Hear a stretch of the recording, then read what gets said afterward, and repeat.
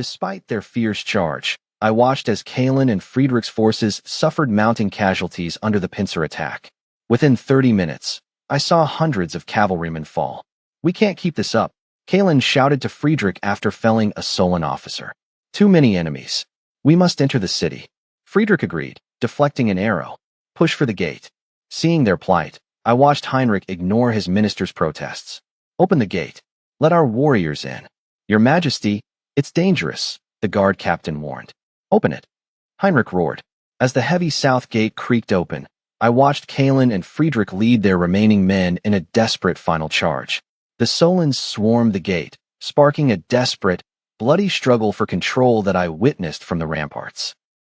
Supported by the city's fire, I saw Kalen and Friedrich finally surge into Place City with their remaining 2,000 riders. The gate slammed shut just as the Solons arrived, leaving only corpses and howling enemies outside, a sight I looked upon with grim relief. I stood inside the royal palace of Place City. Despite the ongoing siege, I felt the mood in the hall shift from despair to relief and excitement. King Heinrich XI, his panic replaced by joy, personally led Sir Kalen and Knight Friedrich into the hall where I was waiting. "My warriors, you arrived just in time." Heinrich gripped their arms, eyes filled with gratitude. "Without your breakthrough, I don't know what would have become of us." Kalen and Friedrich knelt. "We apologize for the delay, Your Majesty. Serving you is our honor." Heinrich helped them up. "How are your men? Are they settled?" "We have over 2,000 riders remaining, Your Majesty. They are resting," Kalen replied.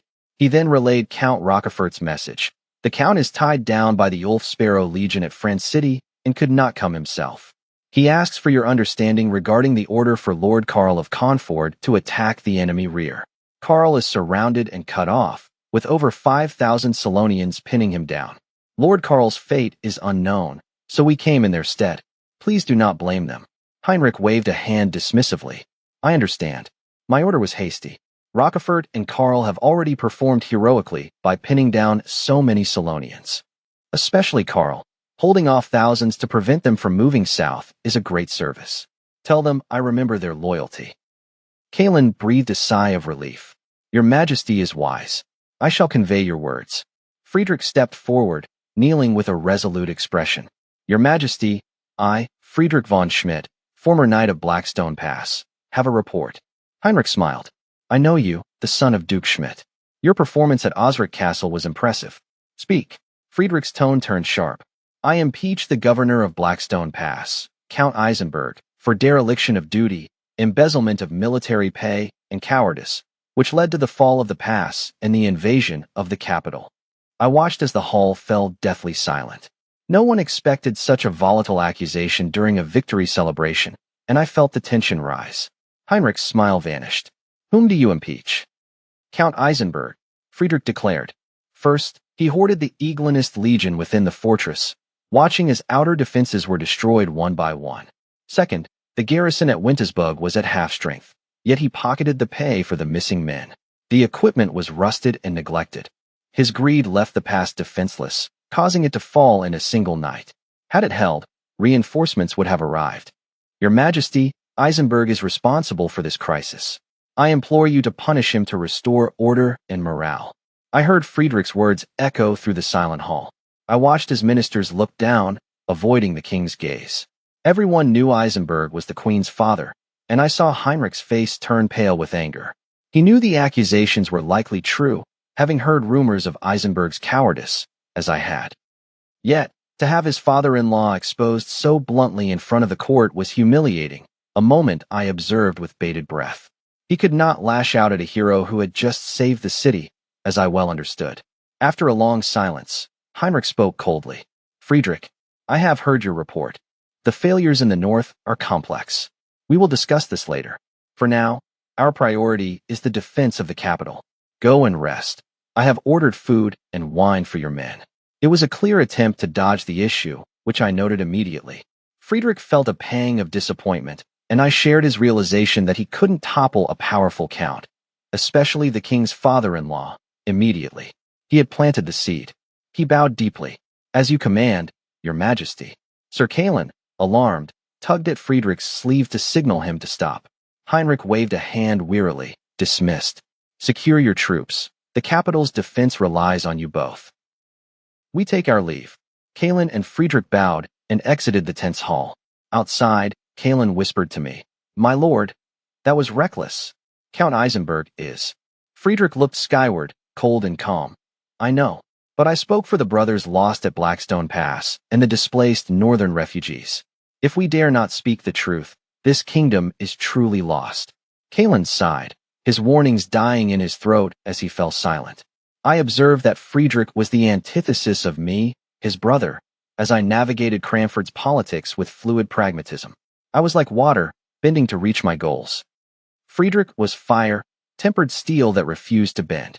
His world was black and white, devoid of compromise. His stubborn justice stemmed from deep-seated faith, upholding knightly vows, respecting the law, protecting the weak, and zero tolerance for betrayal. This pure, scorching fire illuminated the darkness, offering hope to the desperate and exposing the corrupt. Kalen knew this quality earned Friedrich the undying loyalty of the Blackstone Pass survivors and reignited hope in the defenders of old Osric Castle. Yet, such fire is volatile. It burns the darkness but risks consuming the bearer. In this swamp of tangled interests, his unshielded integrity made him a target. His truth tore open covered wounds, threatening the powerful. Kalen foresaw the thorns ahead, where the young knight would face countless hidden blades. His integrity was both his armor and his fatal weakness. The kingdom needed such light, but could it survive the encroaching dusk? Kalen looked at the horizon, silent. "May the gods protect this light. May the world be worthy of your resolve, Friedrich." While Friedrich and Kalen stabilized the capital, the Solon army's plundering hooves trampled the Plantagenet kingdom's defenseless heartland. Harold's strategy was clear.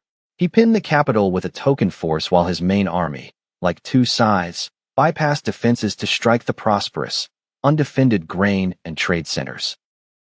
His brother, Tiger Legion Commander Asgir, led the eastern route toward the wealthy Field Territory capital, Field City. The Tiger Legion swept south, unstoppable. Towns surrendered immediately, hoping to survive the Solonians' bloody reputation. Those few that resisted fell within hours to the Tiger Legion's fury. Asgir ordered total slaughter upon any resistance, turning towns into scorched graveyards. This terror policy ensured rapid, unopposed advancement. The vanguard reached Ward Town, the gateway to Field City.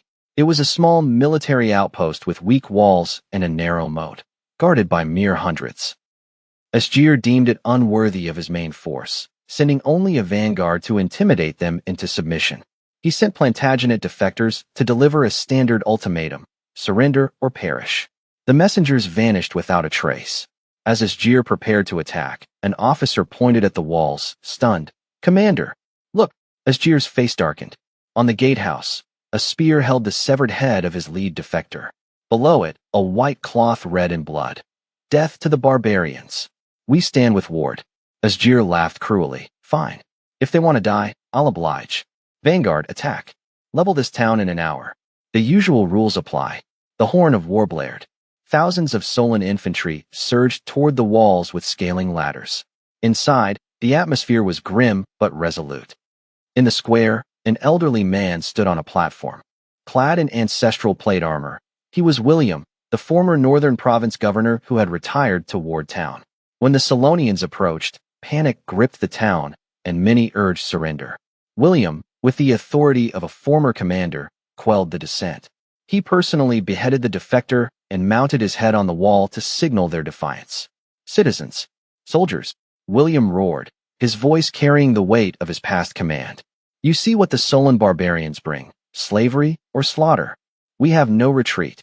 Surrender is death. Resistance is our only chance. Let us die like Plantagenet men. Showing these barbarians our land is not for them to trample." He looked at the fearful crowd. "I, Gregory William, swear by my honor, my son, my grandson, and I will stand at the front. We live or die with Ward. Death to the barbarians," the crowd roared. William's resolve transformed their fear into a desperate, bloody courage. Soldiers were armed with whatever was available: spears, bows, pitchforks. Women moved stones and boiling oil, children passed arrows. Ward Town became a fortress of defiance. William's son and 16-year-old grandson stood by his side, armored and ready. As the Solon vanguard arrived, William commanded calmly, "Archers, stones, oil." Despite their crude weapons, the defenders' height advantage and sheer desperation repelled wave after wave. Boiling oil rained down, causing horrific screams. Asgir, watching from afar, grew furious. More men. Bring the battering ram. More Solonians swarmed the gates with a massive log. The gates groaned under the impact, and casualties among the defenders began to mount. I watched a Solonian scale the wall and fell two defenders with a battle axe. William Jr. roared, engaging him in a fierce duel before killing him, though he sustained injuries himself. I saw Governor William standing tall, his silver hair flowing in the wind. Despite his age, he remained a master of arms. I watched him stand steadily on the ramparts, precision-firing arrows at the Solon army officers directing the assault below. More than a commander, he was a living banner to me, silently inspiring every defender. Seeing the governor fighting alongside them, I noticed the soldiers' resolve harden. Despite heavy casualties, none retreated. I witnessed the brutal battle last from noon until sunset, far exceeding Asgir's boast that he would crush Ward Town in an hour. Tiny Ward Town proved a stubborn nail in the Solon Tiger Legion's path, forcing the elite enemy to pay a heavy price, as I observed. As the sun set, I saw the blood-soaked earth outside the town mirror the crimson sky. I noted that the low stone walls were riddled with gaps, and the wooden gate teetered under constant impact. Half the defenders were dead or wounded, yet I saw them hold their notched blades with unyielding conviction. I watched Asgir stare at the Plantagenet flag, his initial contempt replaced by frustrated rage. Unable to fathom the defenders' tenacity as night fell, I heard him growl, "Cease the attack. Fall back to camp." I knew he needed to regroup and reassess this difficult target. As the retreat horn sounded, I watched the Solon army withdraw, leaving behind a field of corpses and broken weapons. The battered defenders let out a weary, hollow cheer, and I could see they were exhausted beyond measure. I watched Governor William, leaning on his notched sword, steady his trembling frame with his son's help. I observed him watching the retreating enemy with deep, furrowed concern. I knew he understood this victory was temporary. The enemy would return with greater ferocity at dawn.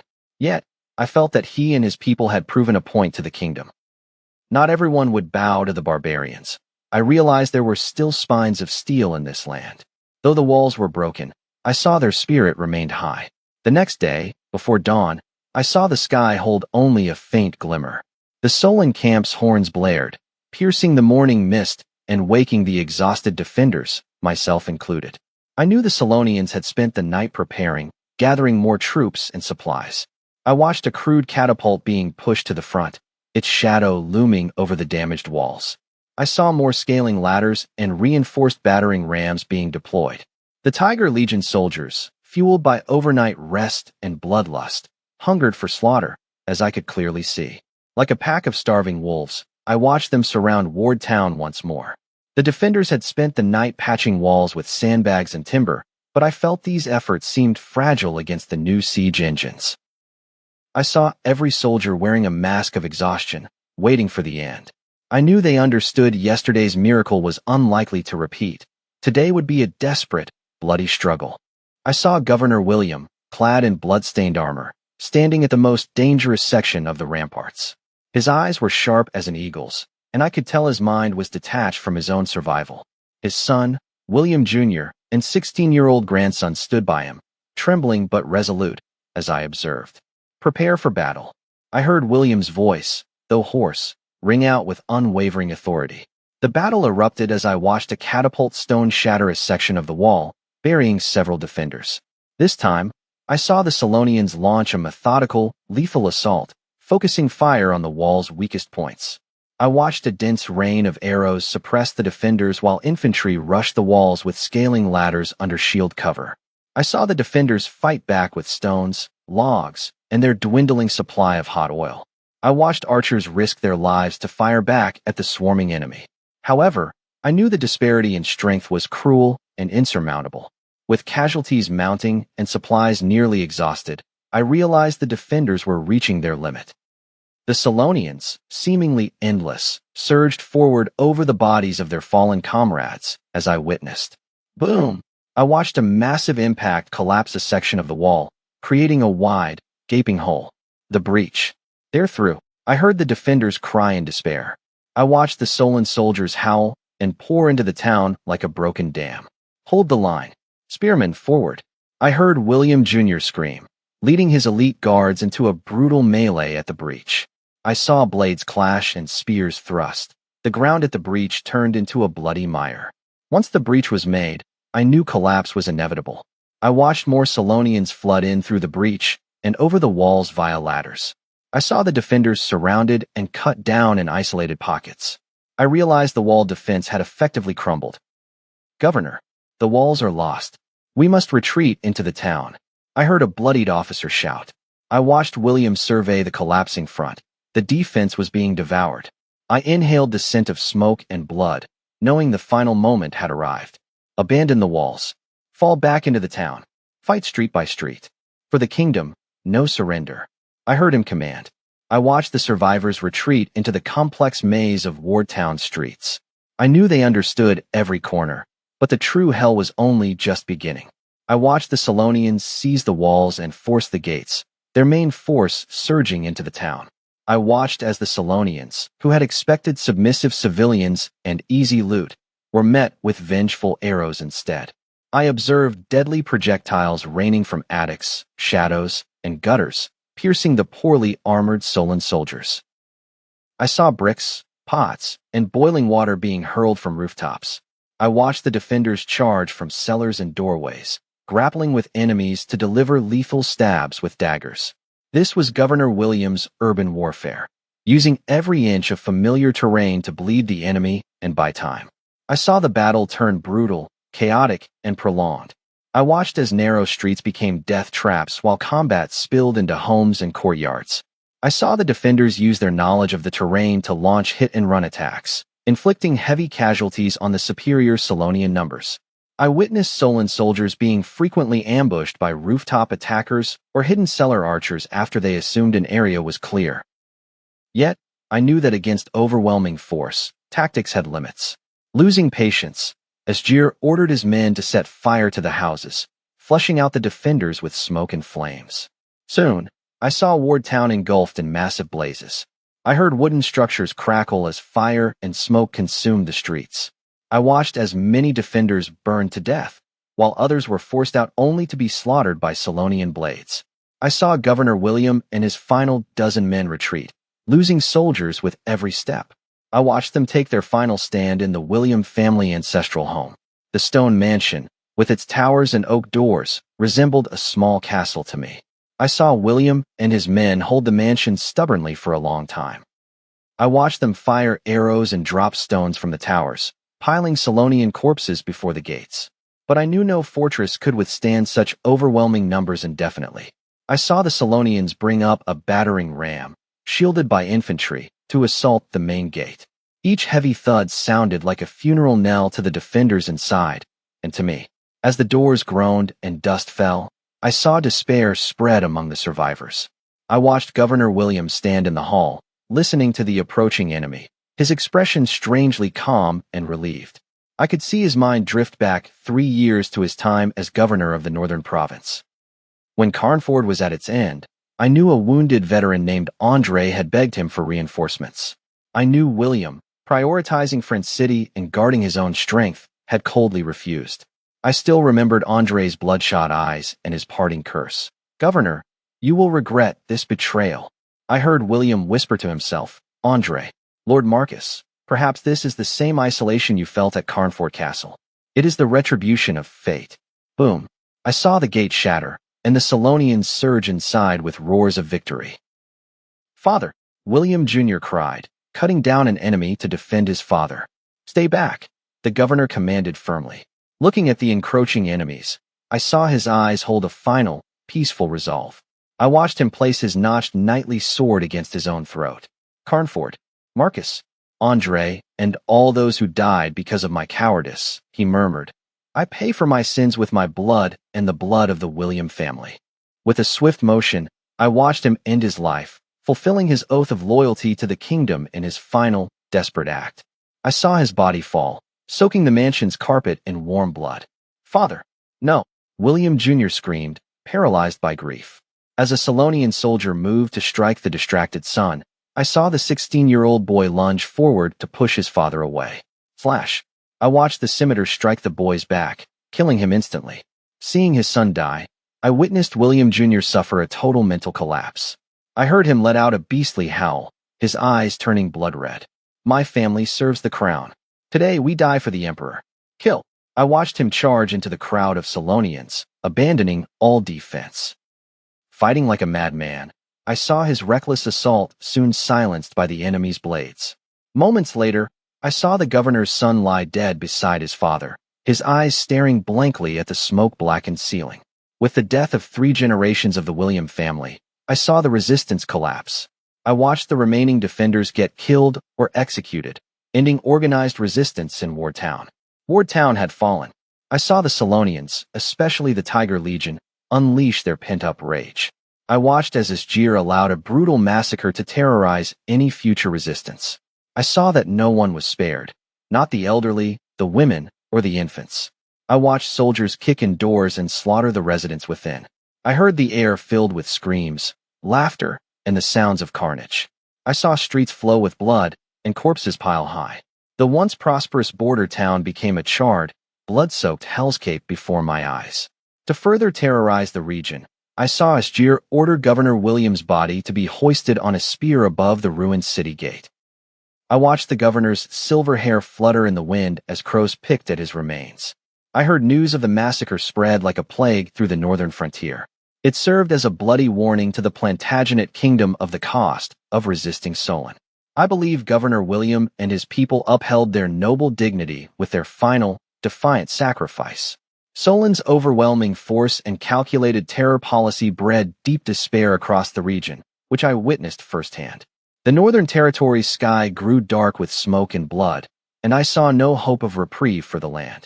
The fall of Wardtown and the tragic end of Governor William and his family spread like a plague. Fueled by refugee cries and Solon's psychological warfare, I watched it rapidly engulf the field territory and spread toward the kingdom's heartland. This strike hit the capital, the wealthy field city, known as the Gold Basin, which I knew to be a vital target. When Asgir arrived with his Tiger Legion, emboldened by greed, I observed that he did not immediately assault the city as he had at Wardtown. Emulating his brother Harold, I saw Asgir employ a more insidious tactic. He had Governor William's rotting, crow-pecked remains transported to a prominent spot before the city walls, a sight I found truly gruesome. Mounted on a high spear, the corpse served as a warning that I saw strike fear into every defender and official regarding the former governor's fate. The sight of the silver hair, shattered armor, and mangled body was deeply traumatic, even to me. Simultaneously, I watched as survivors from the Wardtown massacre were driven to the front lines. Under threat of Solon blades, I heard them tearfully recount the slaughter, burning, and butchery they had witnessed. Their hollow eyes and hysterical screams shattered morale more effectively than any war drum, a phenomenon I noted with grim clarity. The tactic was, as I observed, devastatingly effective. The city's commander, Sir Elmer, was a distant cousin of the Duke of Field, a fact I was well aware of. Pampered and inexperienced, I judged that he lacked the iron will required for war. Seeing William's fate and hearing of the hell at Wardtown, I watched his sense of duty and honor vanish, replaced by pure terror. The city's officials and wealthy elite, mostly self-interested merchants, were equally paralyzed by fear, as I observed from my vantage point. Voices for resistance were quickly drowned out by calls for surrender, which I heard echoing through the halls. Surrender is the only way to save our people, a counselor pleaded, a sentiment I heard repeated throughout the city. Our walls are untested, and our troops untrained. How can we resist the Tiger Legion? Another noble added, confirming my assessment of their cowardice. Merchants, fearing for their assets, prioritized survival above all else, as I clearly saw. I watched as Elmer's psychological defenses collapsed entirely. Without proper military preparation, I saw him consult the wealthy merchants and decide to surrender unconditionally. Thus, one of the Plantagenet kingdom's wealthiest cities, filled with treasure and thousands of people, opened its gates without a single arrow fired, a moment I recorded with disbelief. I watched the demoralized garrison lay down their arms in the square. Officials and nobles, dressed in their finest, knelt along the road with keys and ledgers, humbly welcoming Asgir and his Tiger Legion, a scene I observed with disgust. Asgir watched from his horse with a cruel, triumphant smile, which I noted carefully. Taking this jewel of the field territory without a fight was a greater achievement than 10 ward towns, as I knew Asgir believed. While he technically honored his vague promise to avoid a large-scale massacre, I knew it was no act of mercy. Order ceased to exist the moment the Solonians entered, as I witnessed. The Tiger Legion's barbaric nature erupted, their long-suppressed greed unleashed before my eyes. While organized mass killing was avoided, I saw spontaneous, uncontrollable atrocities spread through every corner of the city. Asgir prioritized the systematic looting of the city's immense wealth, a process I observed him directing. He occupied the Duke's mansion, the town hall, guild headquarters, and the vaults of all major merchants, which I saw him seize. The following days saw the most thorough pillaging in the city's history, which I documented. Gold and silver coins were hauled from cellars, and hidden caches, loaded onto carts as I watched. Mountains of silk, spices, porcelain, and jewelry were seized, with lesser goods trampled underfoot, a sight I witnessed repeatedly. Public and private granaries were emptied, with grain and salted meat sent to the Solon camp, as I observed. Livestock was driven off, and even fine furniture, art, and carpets were stripped from mansions, which I saw happening everywhere. Asgir organized a massive transport train of captives and laborers to haul the loot back to his northern base, an operation I monitored. The wealth of generations was stripped in days, destroying the city's economic lifeblood, as I sadly noted. Meanwhile, I saw rank-and-file soldiers engage in uncontrolled violence against civilians. While the leadership took the treasury, I saw the soldiers squeeze the commoners. Using pretexts like searching for enemies, I watched them break into every home and shop. The definition of resistance was expanded indefinitely, as I observed from the soldiers' actions. Anyone hiding food, screaming in fear, or showing hatred was executed on the spot, a brutality I witnessed firsthand. Soldiers ransacked homes, stealing everything from jewelry to a single bag of flour, as I saw. What they couldn't take, they smashed, and I saw women subjected to horrific abuse. Pleas for mercy only led to death. I heard the streets echo with screams and the soldiers' laughter. Families were shattered, their lives' work stolen, and their loved ones killed or violated, a tragedy I bore witness to. Field City had been transformed from a paradise into a hell of chaos and death, as I saw with my own eyes. Having drained the city, I observed that Asgir did not stop. Leaving a small garrison behind, I watched him lead his well-supplied, fanatical Tiger Legion to sweep through the rest of the territory. Terrified by the fate of Ward Town and Field City, I saw other towns surrender immediately, offering tribute to survive. The entire field territory, once the kingdom's granary and treasury, became a mere supply depot for the Solonians, as I observed. Simultaneously, I received reports that Prince Harold's main force achieved brilliant results on another front.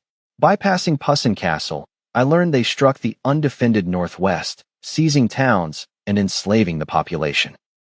With the collapse of the field territory, I saw other Solon units like the Hound, Sword, and Rain legions break through the border defenses.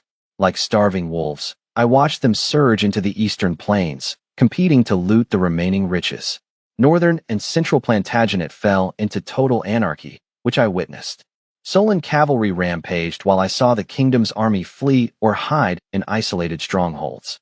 Burning fields and fleeing refugees marked the landscape, as I watched the shadow of death smother the once peaceful land. The Plantagenet kingdom was in ruins, with despair widespread. Within the city of Play, the atmosphere was suffocating. I watched Friedrich and Sir Kalen stand on the battlements, observing distant smoke and hearing cries, their hearts heavy with grief. They knew the Solonians were ravaging the land. I could see that Friedrich was filled with agony and rage. He repeatedly petitioned King Heinrich XI to lead the cavalry out to strike the Solonians and rescue the people. Your Majesty, we cannot watch them slaughter our people. Give me 500 riders, and I will pledge my life to bring back the heads of their leaders. Friedrich pleaded, his voice trembling. Yet, Heinrich XI stubbornly refused every request. Sir Friedrich, I admire your loyalty. But the royal capital is the foundation of the kingdom. If you leave and fail, who will defend it? What of the hundreds of thousands here? The king consistently used this logic to suppress Friedrich's fervor. In truth, I knew Heinrich was terrified of the Solonians and cared only for holding the city of play, abandoning the countryside to its fate. I watched Friedrich helplessly as Solonians returned with loot, refugees were slaughtered outside the walls, and the kingdom was ravaged. This impotence was more agonizing than battle. He could only clench his fists as the Solonians reached my water-rich lands at Franklin. I had prepared, using my inland river fleet and the terrain to build a solid defense. The Solon cavalry's mobility was hindered by the wetlands. They were repelled by my navy and coastal defense force with significant losses. Seeing the southern terrain unfavorable and their primary looting goals met, Harold wisely abandoned the southern push. By late December of Heinrich's seventh year, the northern territory's harsh winter had frozen the rivers. The Solonians, needing to transport their massive spoils back to their tribes, prepared to end their campaign. The Feast of Plunder was nearing its end. The Solon army, laden with loot and slaves, began to retreat toward the northern passes. For the Plantagenet kingdom, the disaster was ending, but for Conford, the final, cruel reckoning was just beginning. To ensure a safe retreat, the Solonians intended to eliminate the thorns still hindering their path. Conford was the most prominent thorn in Harold's side. By late December, the months-long Solon raid reached its conclusion.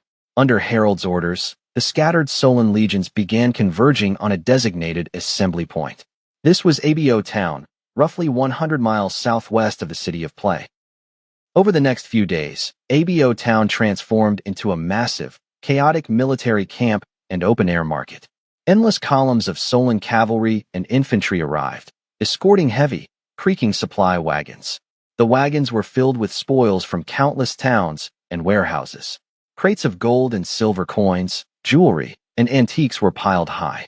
Sacks of grain, barrels of wine, and bundles of fur and silk were stacked like common cargo.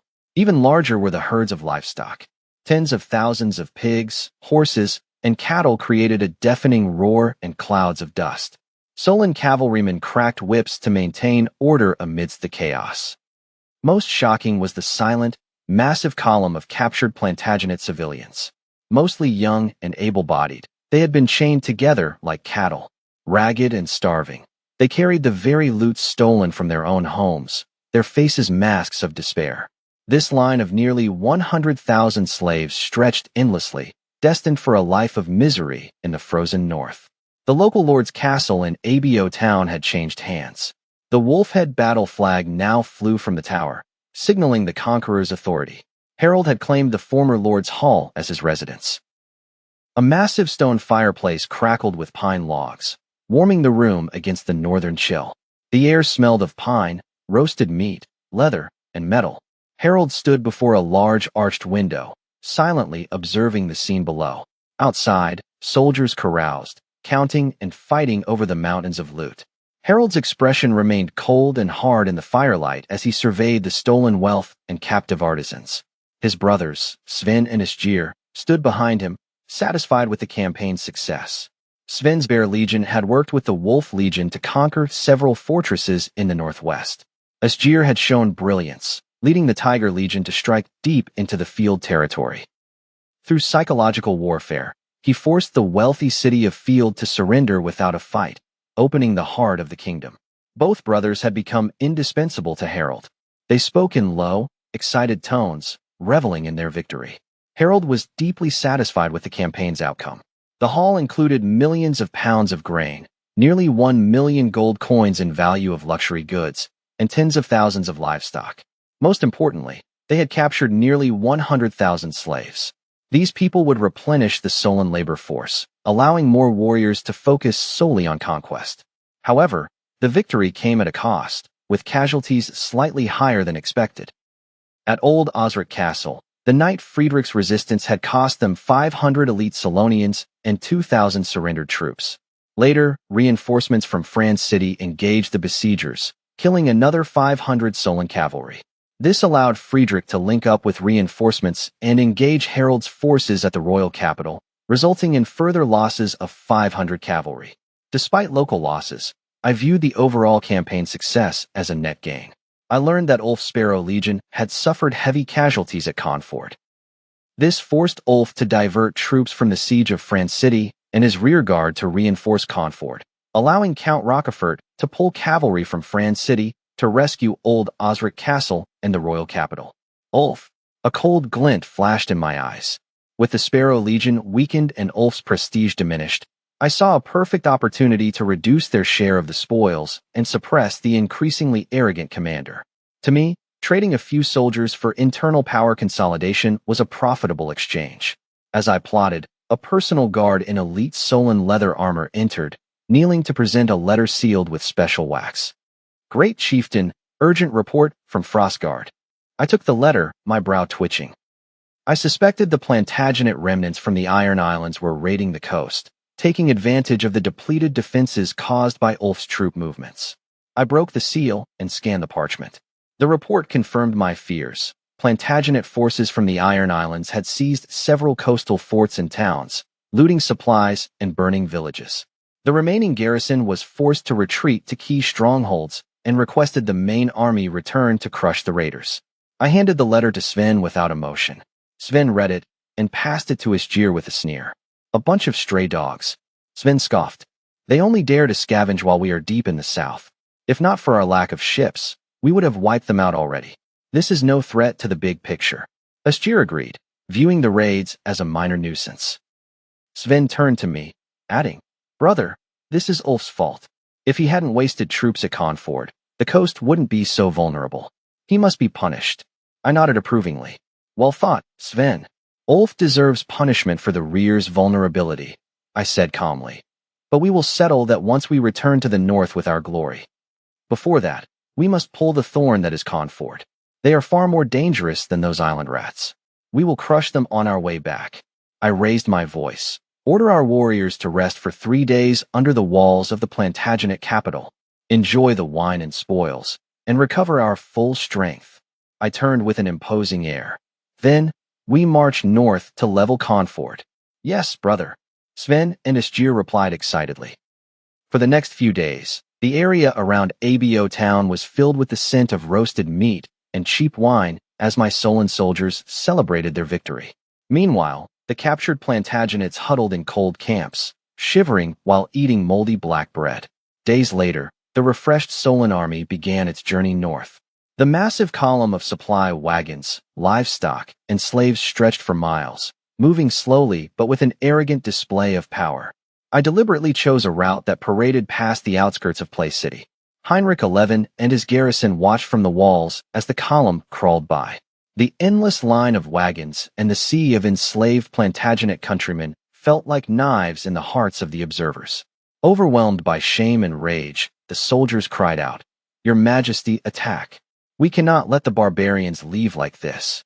Yes, Majesty, let us charge and rescue our people. Heinrich XI gripped the battlements, his face pale. He wanted to strike, but logic dictated otherwise. With thousands of Solon cavalry guarding the column, a field battle would be suicidal.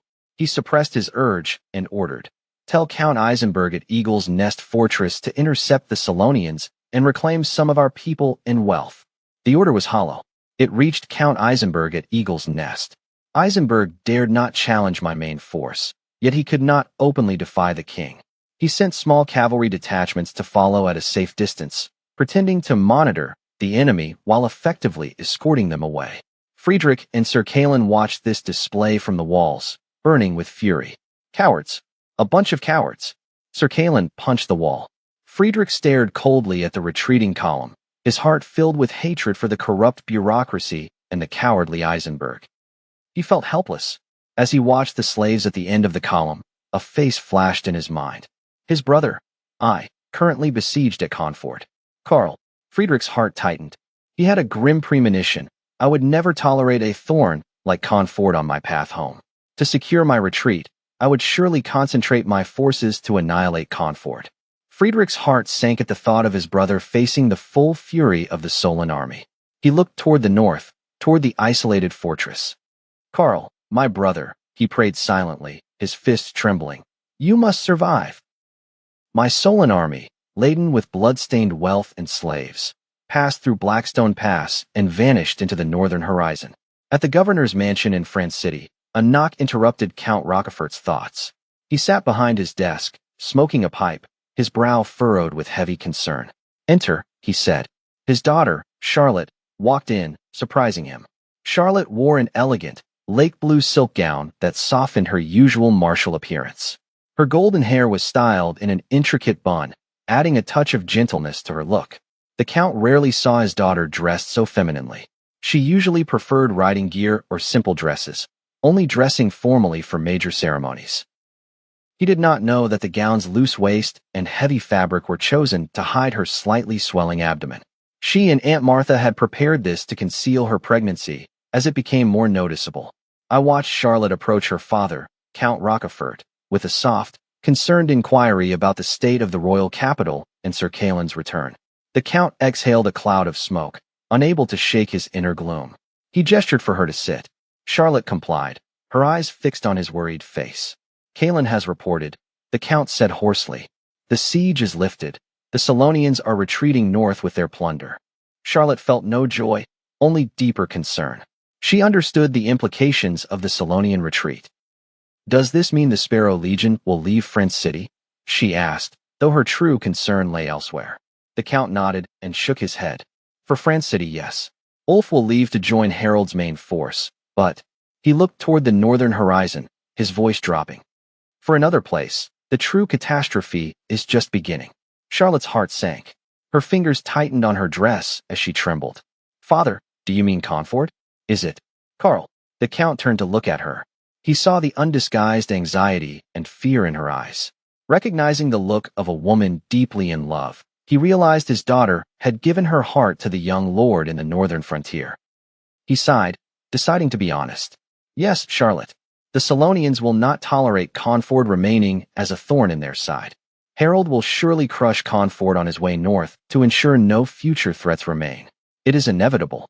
He filled his pipe, feeling powerless. "We can do nothing. The Sparrow Legion is still outside our walls. Eisenberg is a coward, and the royal capital is exhausted. Karl von Schmidt and his small Confort are now truly alone, facing the full wrath of the Solonian army." Every word struck Charlotte like a hammer, leaving her pale and breathless.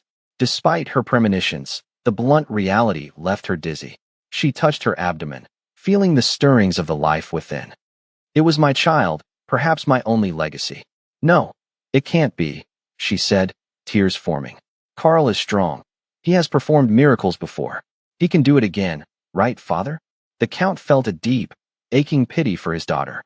He admired me, but as a commander, he knew that personal valor could not overcome such a massive disparity in strength. Confort was facing the main, battle-hardened Solonian force, not a mere detachment. He couldn't bear to crush her hope further, so he patted her hand gently. "Yes, Karl is a man of surprises.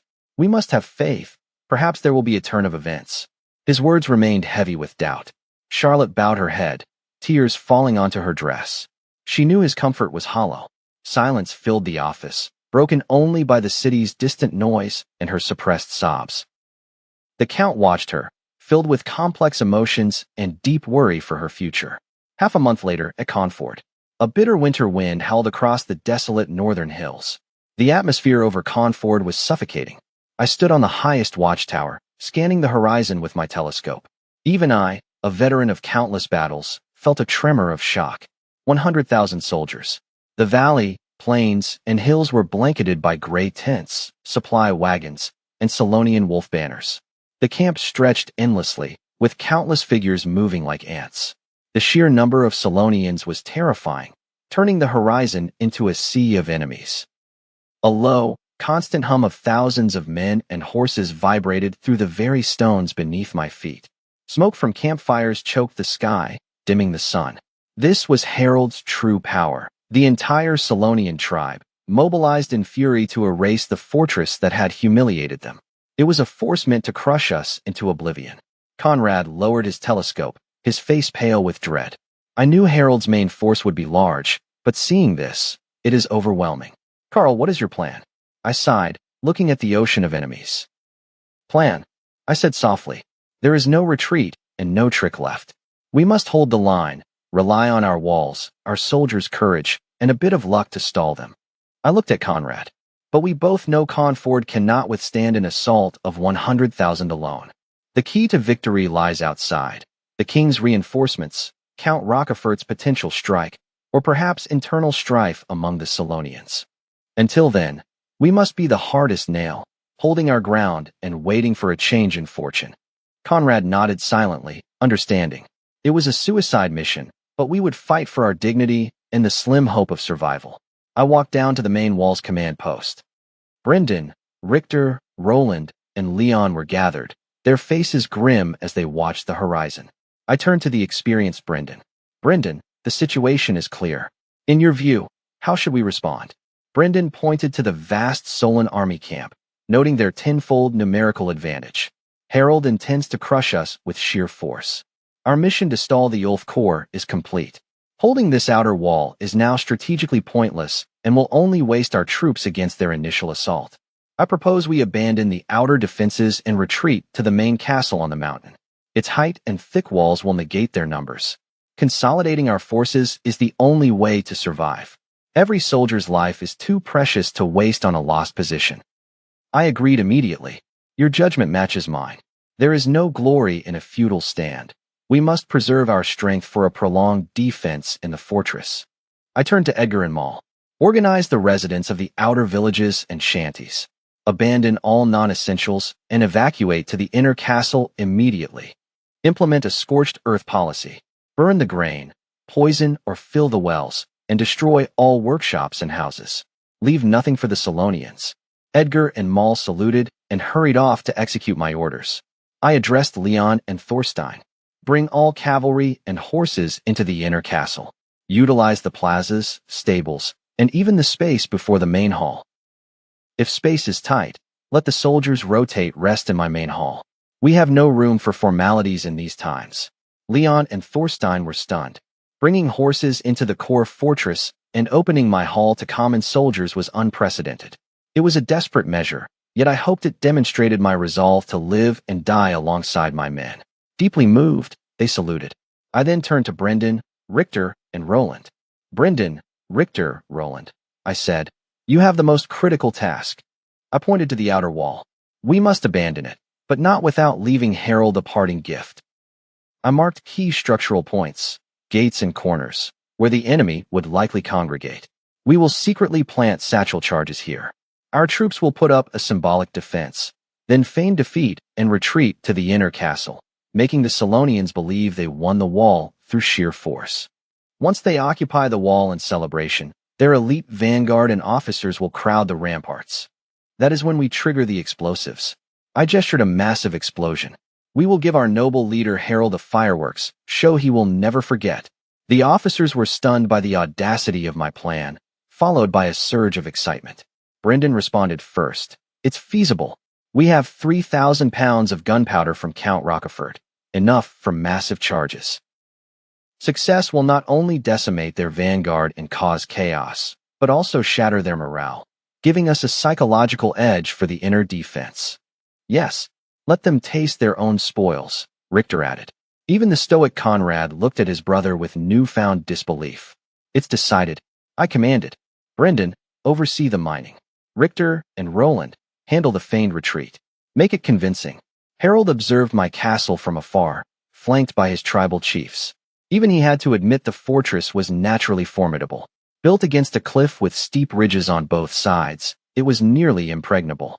The only approach was a narrow, 2-meter-wide path, a death trap exposed to my muskets and cannons.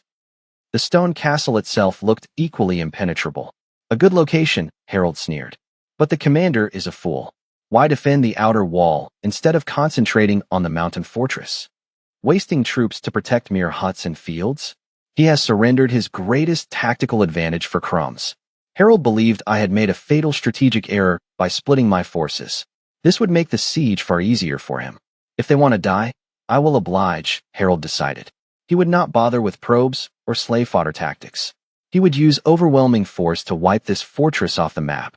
He would show the Plantagenet people that resistance meant total annihilation.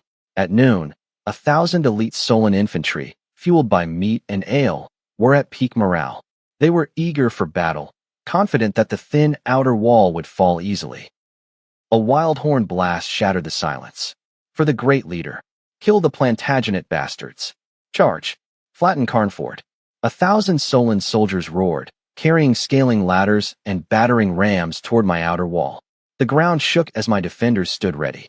Under my calm orders, the musketeers lined up, aiming their weapons at the surging tide. First rank. Aim. Fire. Second rank. Aim. Fire. Volleys of musket fire erupted, shrouding the wall in white smoke. The front line of Solon soldiers fell like wheat. Their wooden shields were useless against the lead balls, which tore through them and the men behind. Screams drowned out the war cries, and the Solon advance stalled. Archers followed, raining arrows down on the enemy. Though less lethal than muskets, the arrows caused significant casualties. Driven by their officers and execution squads, the Solonians pushed forward despite the losses. Their archers returned fire, striking the battlements and wounding some of my men. Then, something inexplicable happened. After the light exchange, my musketeers suddenly broke formation and fled from the wall, as if terrified by the minor skirmish. I watched as the Solon soldiers stood stunned, unable to believe their eyes as the defenders fled. The resistance had ended abruptly, but I saw the Solonians seize the fleeting opportunity. They quickly reached the walls and raised their scaling ladders, shouting orders to occupy the ramparts. I watched the Solon soldiers swarm up the ladders with agile speed. The few remaining defenders offered only token resistance, dropping logs and stones that caused minor chaos. Overwhelmed, the defenders soon retreated along the walls, joining the main force fleeing toward the mountain castle. The process was unexpectedly smooth. I observed the Solon vanguard seize the outer walls almost bloodlessly. I noticed the last Plantagenet soldier to leave pause briefly at the wall's base to fumble with something before sprinting toward the mountain. I saw the Solon soldiers on the wall look at each other in confusion. It had taken less than half an hour to capture the wall, with only dozens of casualties. It was a far cry from the bloody battle I had anticipated, leaving the wall in an eerie, wind-swept silence. The soldiers stood motionless, and I stared with them at the empty wall and the nearby castle. Suddenly, cheers erupted. We won. The walls are ours. The Plantagenets are terrified. Euphoria spread as the news was relayed back to the main army. The Solon army surged forward, eager to claim credit for the easy victory. The walls became packed with jubilant soldiers, oblivious to the impending danger. No one noticed the burning fuses in the shadows, inching toward 2,000 pounds of gunpowder buried beneath the wall's foundation. I watched Harold sit on his horse, observing his cheering troops with a sense of unease. Despite the easy victory, I could see a dark premonition clouding his mind. He reasoned that the commander must have realized the low walls were indefensible and retreated to the mountain castle to preserve strength. He was dissatisfied that he hadn't inflicted more casualties during the wall defense. However, he figured it would make the final assault on the core castle easier. Just as Harold opened his mouth to order the final assault, a massive roar erupted from Carnford. The explosion was deafening, shaking the very ground beneath me and Harold. I watched in horror as the section of the wall occupied by Harold's troops suddenly bulged and disintegrated. A volcanic eruption of dust and debris swallowed the wall, tossing his soldiers into the air like ragdolls. Shattered bricks and timber rained down like hail. This was only the beginning. I saw a chain reaction of explosions follow. The blasts tore along the wall, spreading from the center outward.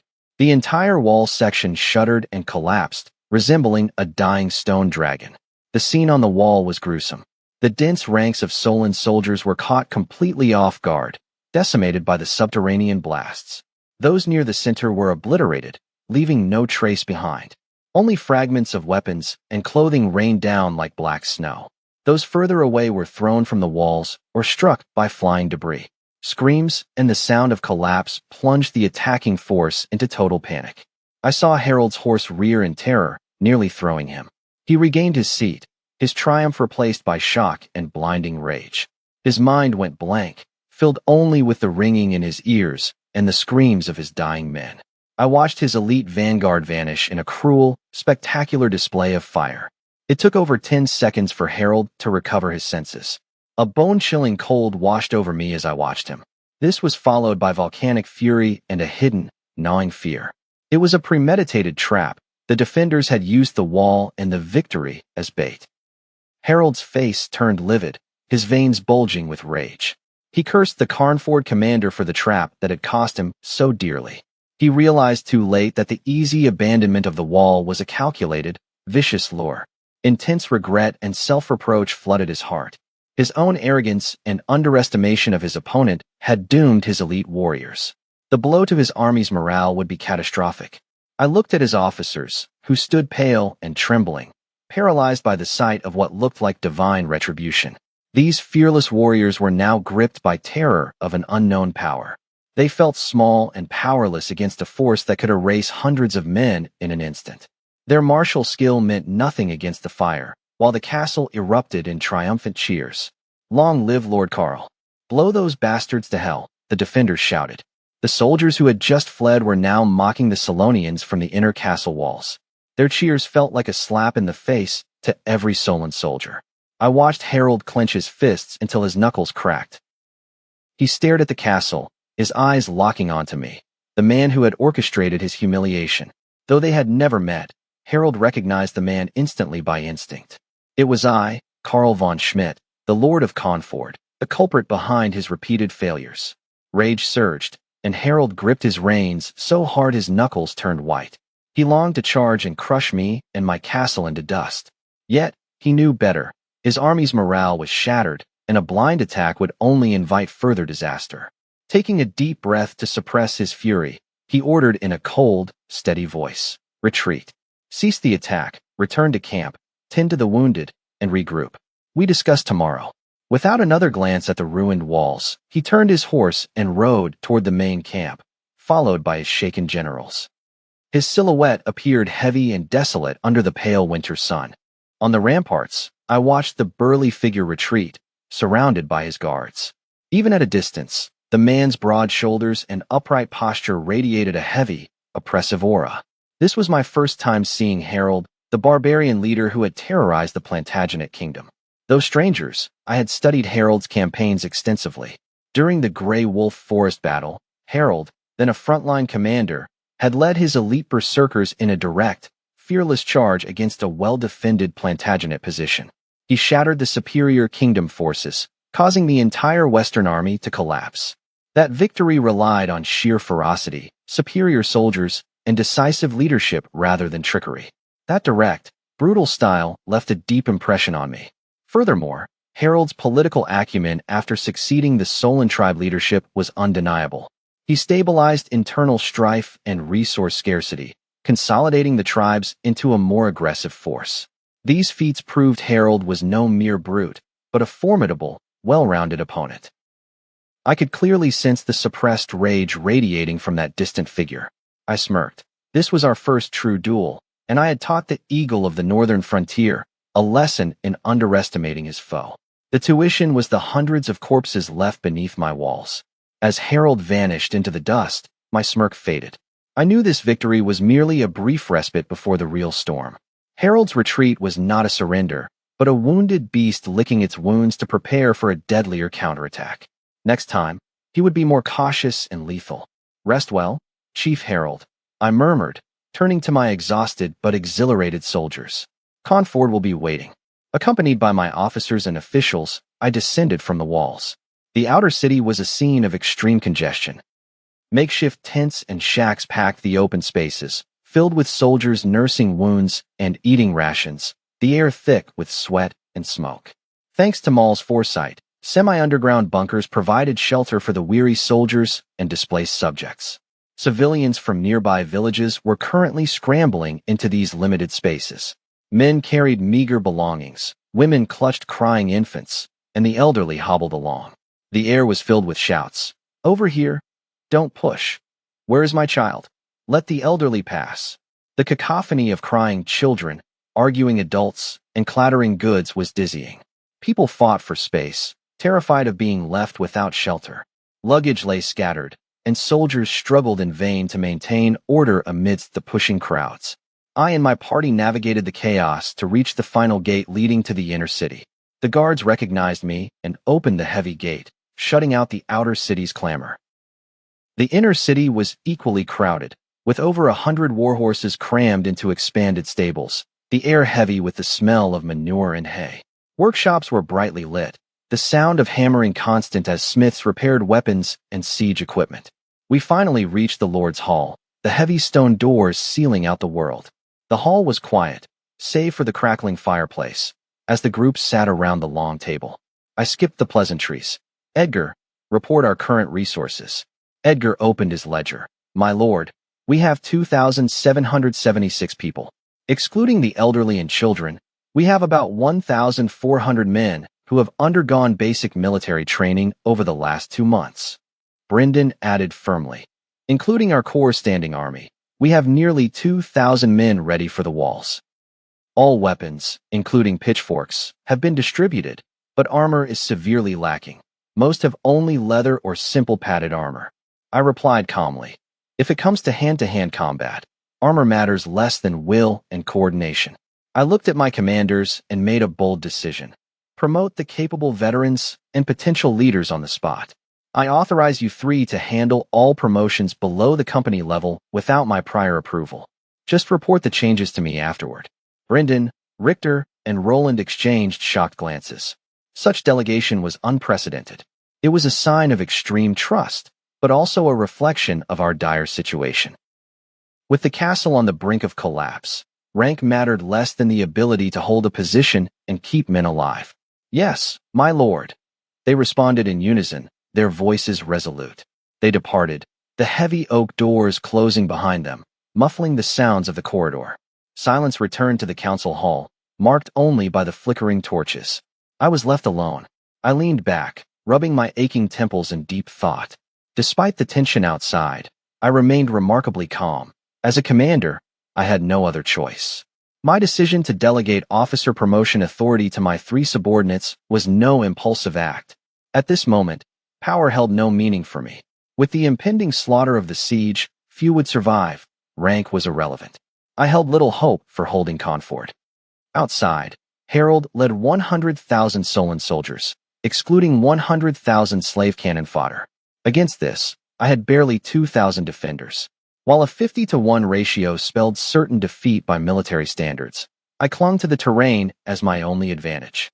Confort's position was a natural fortress, backed by steep mountains with only one narrow corridor for access, a classic one man guards the pass scenario. The Solonians could not deploy their massive numbers, forced to attack in small, staggered waves up the narrow path. This neutralized their numerical superiority, turning the battle into a war of attrition. Every assault would cost the Solonians dearly. Supplies were also better than expected. Thanks to France City's long-term support, the granaries and armories were well stocked. Reserves of gunpowder, lead bullets, and arrows were sufficient for a prolonged defense. Siege engines like boulders and logs were reinforced and ready. We had the means to make the Solonians bleed before running dry. Morale was our greatest weapon. Everyone in the castle knew there was no retreat. The abyss lay behind us. The Solonians' reputation for slaughter preceded them. Surrender meant death, while resistance offered a sliver of hope. This fight to the death mentality was more potent than any speech. We were cornered beasts, and our strength was not to be underestimated. Harold's position was less secure than it appeared. Despite his aggressive posture, he faced hidden weaknesses. He could not afford to stall 100,000 men indefinitely at a barren mountain fortress. Having plundered the wealthy inner pass, he had mountains of loot to secure. This wealth needed to be returned to the northern tribes to satisfy greed and consolidate his authority. Time was not on his side, and the internal state of his army was shifting. They were no longer desperate, penniless outlaws. Now, every soldier was laden with stolen goods and slaves. Possessions made men fear death. Would they still fight with the same fanaticism for a worthless, blood-soaked rock like Confort? Confort was a bone that offered no meat but could shatter the attacker's teeth. Harold might force a few fierce assaults with his authority, but if the battle stalled and casualties mounted, resentment and fear would spread like a plague. Harold would then face immense internal pressure. My resolve hardened. Hold. Time is on our side. Every day we hold, Harold's pressure grows, his morale drops, and the chance for a turning point elsewhere increases. I absent-mindedly stroked the smooth oak armrest of my high-backed chair. A sudden thought struck me.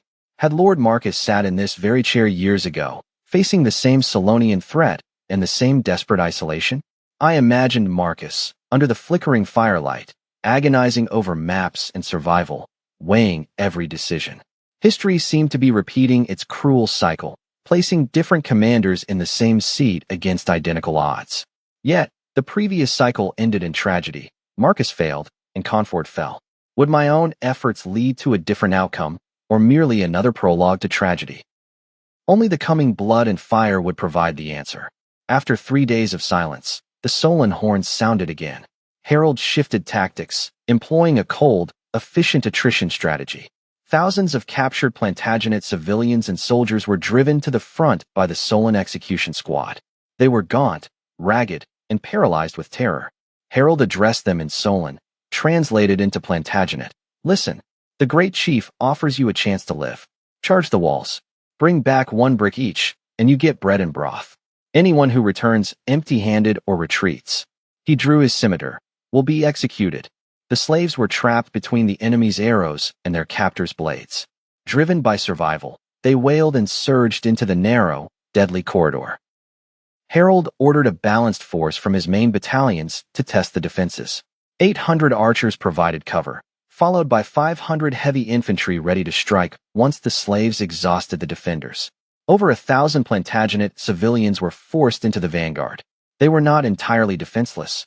Captured craftsmen had been forced to build crude shield carts. These carts were made of 25 cm, thick hardwood covered in raw cowhide, proof against current musket fire. Pushed by slaves on wooden wheels, they were sized to fit the narrow corridor perfectly. Other slaves followed, holding large shields overhead. These shields were layered with wet cowhide, mud, and soaked quilts to resist fire arrows and naphtha. Driven by whips and shouts, this grotesque procession crawled slowly toward the breach in Confort's wall. I watched the defenders on the walls, hardened by blood and battle, standing with faces like iron. Numbed to slaughter, they had long since traded emotion for mechanical obedience. My orders as commander were absolute. Mercy was a fatal poison in this siege. I observed them gripping their weapons, eyes locked on the approaching shield carts. Otto led a company of musketeers defending the wall above the left corridor. Promoted just yesterday from platoon leader for his composure, he now held command. His predecessor had been reassigned to lead a mixed unit of recruits and veterans. Feeling the weight of responsibility, Otto forced himself to remain calm, calculating the distance of the encroaching crowd. As the desperate vanguard reached the middle of the corridor, less than 100 meters from the wall, a horn blared. The long, piercing sound from the command tower cut through the battlefield's roar. Recognizing the signal for counterattack, Otto exhaled and roared. All units, aim, fire at will. The wall erupted in rhythmic, staccato gunfire rather than a single volley. Though his company had 60 musketeers and 40 archers, only about 20 muskets fired at once. My tactic prioritized cold, efficient sniping over wasteful mass volleys, aiming for 1 kill per bullet. 20 elite musketeers were designated as lead marksmen. Each lead marksman had 2 assistants to clean and reload spare muskets, ensuring constant fire. This 3-stage, precision method I implemented sacrificed volume for accuracy and sustainability. The tactic proved devastating. Despite the shield carts, the slaves were picked off one by one. Lead balls found gaps in shields or struck the exposed limbs of those pushing the carts. Screams spread panic, and the advance slowed significantly. Simultaneously, the right flank opened fire, creating a lethal crossfire that acted like a reaper's scythe. Dozens fell, their bodies clogging the corridor as the survivors panicked behind their shields. The Solon soldiers' shouts and archery from the rear failed to maintain order. Primitive fear of an unseen, omnipresent death overwhelmed the slaves. The gunfire echoed like a death knell, each shot claiming a life. Casualties mounted, and the wails of the dying filled the air. The psychological toll broke the slaves' resolve. Some shrieked and fled, abandoning their shields and carts. They were immediately cut down by Solon archers in the rear, serving as a grim warning to the rest. The shield carts ground forward, wheels crushing blood-soaked corpses. A brutal slave leader, promised a position in the Solon army upon reaching Frostguard, beat the hesitant with a wooden club. Driven by the hope of shedding his slave status, he fought with fanatical zeal. He sought to pave his path to promotion with the blood of his peers. Stay behind the carts. Don't run, he bellowed, trying to hold the formation. His loud commands drew the attention of my defenders. A defender archer took aim at the vocal leader. The bowstring hummed, and an arrow whistled through the air. It struck the leader in the mouth, piercing his brain. He collapsed instantly, his body hitting the mud. The leader's death shattered the remaining morale of the slaves. The boss is dead, they cried, turning to flee. They were met by a volley of arrows from the Solon rear, killing the escapees instantly. No retreat. Death to those who turn back, a Solon officer shouted. Trapped between my defenders' muskets and their own master's arrows, the slaves were doomed. Driven by survival instinct, they turned back, numbly pushing the carts toward the breach. As the defenders focused on the slaves, the Solonians saw their opening. A large force of Solon archers, having finished their formation, drew their bows on command. The sound of hundreds of bowstrings vibrating filled the air. A black cloud of arrows rained down upon the walls of Confort. Shields up. Take cover. Officers screamed as the arrows struck. Casualties mounted among my defenders. Several musketeers and archers were struck and fell from the wall. An arrow struck Otto's kettle hat with a loud clang, the impact rattling his skull. The high-quality steel deflected the shaft, leaving only a dent. Enraged, Otto ducked behind the battlement and roared, "First and third platoons. Target the enemy archers. Suppress them." The order was relayed instantly. My defenders braved the arrow rain to return fire at the distant Solon archer line. The battle escalated into a brutal exchange of long-range fire. Using their height advantage and my precision tactics, the musketeers picked off the Solon archers. The Solonians relied on sheer numbers to maintain their barrage. Wave after wave of arrows kept my defenders pinned, making any exposure lethal. The narrow space between us became a deadly corridor of flying lead and steel. I watched as the defenders and Solon archers traded fire. The defenders' muskets remained lethal, while the archers were quickly replaced as they fell. Otto gritted his teeth, knowing our only advantages were the wall's height and the musket's range. He knew we had to suppress the enemy's ranged units to hold the position. I observed the slaves suffering heavy casualties, their bodies piling up along the steep corridor like harvested wheat. I saw desperate slaves use the corpses of their comrades as meat shields against the deadly lead bullets, creating a gruesome scene of carnage. Driven by the Solon soldiers and the threat of archers behind them, I watched the meat shield formation crawl slowly toward the wall's breach. Pushed by the slaves, the heavy shield cart ground over blood and corpses, finally reaching the narrowest throat of the corridor before my eyes. The terrain was treacherous. I could see the accumulation of bodies and debris making the path uneven. I watched as the shield cart's wheels became wedged between a hidden pit and a jagged rock. Despite the slaves' frantic efforts, I heard the cart groan as it remained stuck.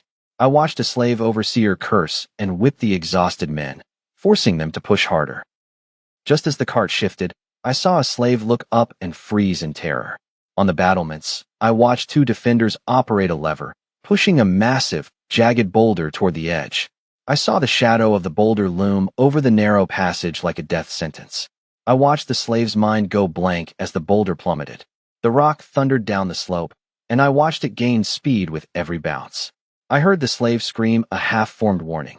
The boulder crushed the shield cart instantly, and I saw the heavy wooden frame shatter into splinters. It continued its path, plowing through the crowd of slaves behind the cart. The sound of breaking bones and crushed flesh filled the air around me. I saw at least 7 or 8 slaves instantly turn into pulp or killed by flying debris. Blood and gore painted the narrow passage in a horrific display of death before me. The boulder finally settled in the middle of the corridor, completely blocking the path.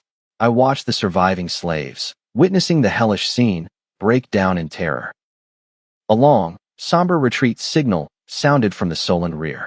Hearing the signal, I saw the slaves erupt in frantic, desperate cries, turning to flee towards safety. The narrow corridor turned into a lethal trap before my eyes. I watched those retreating collide with those still pushing forward, causing total chaos. Panic took hold. The sound of trampling, screaming, and breaking bones became deafening to me. I saw those who fell trampled by the surging crowd, never to rise again. The corridor became a bottleneck of living and dead, turning the retreat into a massacre. Otto watched the chaos calmly, and ordered his men to cease fire to conserve ammunition. The officer on the right flank followed suit, and the firing stopped. We defenders rested, silently watching the tragedy below. I saw the slaves being crushed and trampled to death by their own side, due to the narrow terrain and panic. The chaos lasted until the Solon execution squads arrived, using brutal force to clear the path. The remaining slaves fled back to the starting position, leaving the corridor filled with twisted corpses. A deathly silence fell over the battlefield. Only the lingering smoke and the stench of blood remained, marking the site of the brutal clash. Otto exhaled, his nerves relaxing slightly as he looked at his exhausted, numb soldiers. "The first round is over," he whispered, eyeing the Solon army's wolfhead banner. He knew a crueler test was coming. Night fell, and the Solon camp was lit, yet the atmosphere remained heavy and oppressive. From the slave camp, the chilling sounds of moaning and wailing drifted through the cold night air. The Solonians viewed the slaves as expendable, providing them with almost no medical care. The wounded were left to die in the freezing cold. Harold stood alone on a hill outside the main tent, struggling against the biting northern frontier wind. He gazed into the distance. Under the moonlight, I saw Conford Castle loom like a silent, black beast at the end of the pass. He stared at the blocked, blood-soaked corridor, his expression unreadable, though his eyes burned with inner turmoil. His high-ranking officers stood behind him in silence. The day's one-sided slaughter had deeply shaken them. The slaves hadn't even reached the walls before being decimated by our efficient firepower. The range, precision, and discipline of the Plantagenet muskets far exceeded their expectations. Asgier finally broke the silence, frustrated and fearful. "Brother, Conford is a hedgehog. If this path is this hard, who knows what other traps Carl has prepared? I've already counted arrows, caltrops, pits, spikes, and naphtha, not to mention the 3 mages who haven't even shown themselves yet." I watched as Sven noted the terrain's difficulty. Conford Mountain's 3 sides are near vertical cliffs, making troop deployment impossible. "This is the only path," Sven added. "They've blocked it with boulders. We'll have to use corpses to build a ramp just to advance." I observed him looking at Harold, his voice dropping. "Brother, we have 100,000 slaves, but they aren't infinite. Today's losses have already caused grumbling among the legions." I watched Harold's eyes flicker in the torchlight. I saw how Sven and Asgier's words pierced his composure, striking his deepest anxieties. I realized the blood-paved road and Conford's unexpected resistance were eroding his iron will. In his memory, Conford had been conquered before. It had changed hands 3 times in his father's era and his own early campaigns. Yet, it had never been this grueling, like gnawing on a barbed anvil, losing teeth and blood for every inch gained. I knew he saw me as a devilish craftsman, turning Conford into a terrifying, spiked hedgehog. Frustration and curiosity boiled within him. Where did this Karl von Schmidt come from? His tactics are so devious. I watched a surrendered Plantagenet official bow. "My lord, Karl is the 7th son of Duke Schmidt of the Franklin territory. He was sent here due to the northern frontier expansion decree." Duke Schmidt, Harold frowned, recalling the stubborn defense at the Franklin border that forced his retreat. "So it's his son, no wonder. They are both equally troublesome at defense." I saw him recall the southern defense line, his assessment of me sharpening. The biting wind matched his heavy heart. He knew a frontal assault on Conford was a costly war of attrition. But Conford was no longer just a border fort. It was a thorn in the Solon side, a gateway for the Plantagenet kingdom. My defensive ingenuity revealed a terrifying potential to him. Harold realized he must destroy me now, before I solidified my power and turned Conford into an impenetrable gate, which would cost 10 or 100 times more to break later. The arrow was already loose. The entire northern frontier was watching. Retreating would make him look weak, planting seeds of doubt in his warriors. If morale collapsed, his men would fear the Conford banner. He had to maintain the aura of Solon's invincibility, regardless of the cost in blood. This aura was the foundation of the Solon alliance, worth more than thousands of slaves. I watched him scan his legion commanders, who were watching him for signs of hesitation. Harold sneered. He knew any hesitation would be seen as cowardice. He raised his voice. "Solon warriors, we have never retreated before any enemy. Conford blocks our path and threatens our flank. It is a must-win target." He commanded, "Mobilize all craftsmen to build larger, sturdier shield carts." They must withstand logs and stones, and feature retractable ladders to scale the blockade. He offered a massive incentive. Whoever reaches the wall first gets 2 ranks higher, a village of 500 households, and 200 silver coins. Whoever crosses the moat or fills the trench gets 3 ranks higher, 2 villages, 500 silver coins, and 10 horses. Whoever scales the wall and holds the breach, Harold roared, regardless of origin, will be promoted 4 ranks to battle commander, receive 5 large villages, and 1,000 silver coins. He knew rewards alone weren't enough. His voice turned cold. Military law is absolute. Any who retreat or hesitate will be executed, and their families enslaved forever. Is that clear? Understood, Great Chief, the commanders replied. I watched Harold take one last look at the dark fortress and return to his tent. Brute force wasn't enough. He needed cunning and patience. He had to reevaluate his opponent, me. Inside Conford, Brendan and I visited a makeshift infirmary. The air was thick with herbs, blood, and groans. We had held the line, but at a cost. Status? I asked the medic. The Solonians used light arrows for range. Penetration is low, the medic replied. 2 seriously wounded, 1 dead from a stray arrow to the eye. A dozen light injuries. I comforted the wounded. Rest well, Conford needs you. I saw the soldiers heartened by my presence. Outside, the cold air bit at us. Brendan reported. We used 800 paper cartridges today. I've ordered the women to work through the night to replenish our stock. Approved. Ensure they are paid and fed well. I ordered. Brendan continued. We estimate 500 slaves killed and as many wounded. They won't survive. Slave losses won't break Harold, Brendan noted. The Solon warriors suffered minimal casualties. I replied coldly. No matter. Harold's patience is finite. When he sends his elites, that is when we will strike at his core. I pointed to the hillside positions, noting that daytime exchanges proved Solonian archers were a major threat. I ordered immediate reinforcement of the hillside defenses under the cover of night. I instructed that breastworks of sandbags and stone be built at key firing positions, topped with suspended nets and thatch canopies. I explained the design. The suspended nets are thick hemp ropes draped a meter above the breastwork, covered in mud-soaked quilts or mats. Solonian light arrows will be caught and slowed by these nets, losing their lethal force even if they penetrate. The thatch canopies are slanted wooden frames covered in straw to intercept projectiles, providing our musketeers with safer cover for reloading and aiming. Brendan grasped the tactical advantage immediately, praising my wisdom and rushing off to organize the work, prioritizing the main firing positions. Brendan and I continued our patrol through the inner city. The influx of refugees and wounded had left the inner city severely overcrowded and chaotic. Despite Steward Edgar's strict hygiene regulations, the pressure of survival made enforcement nearly impossible.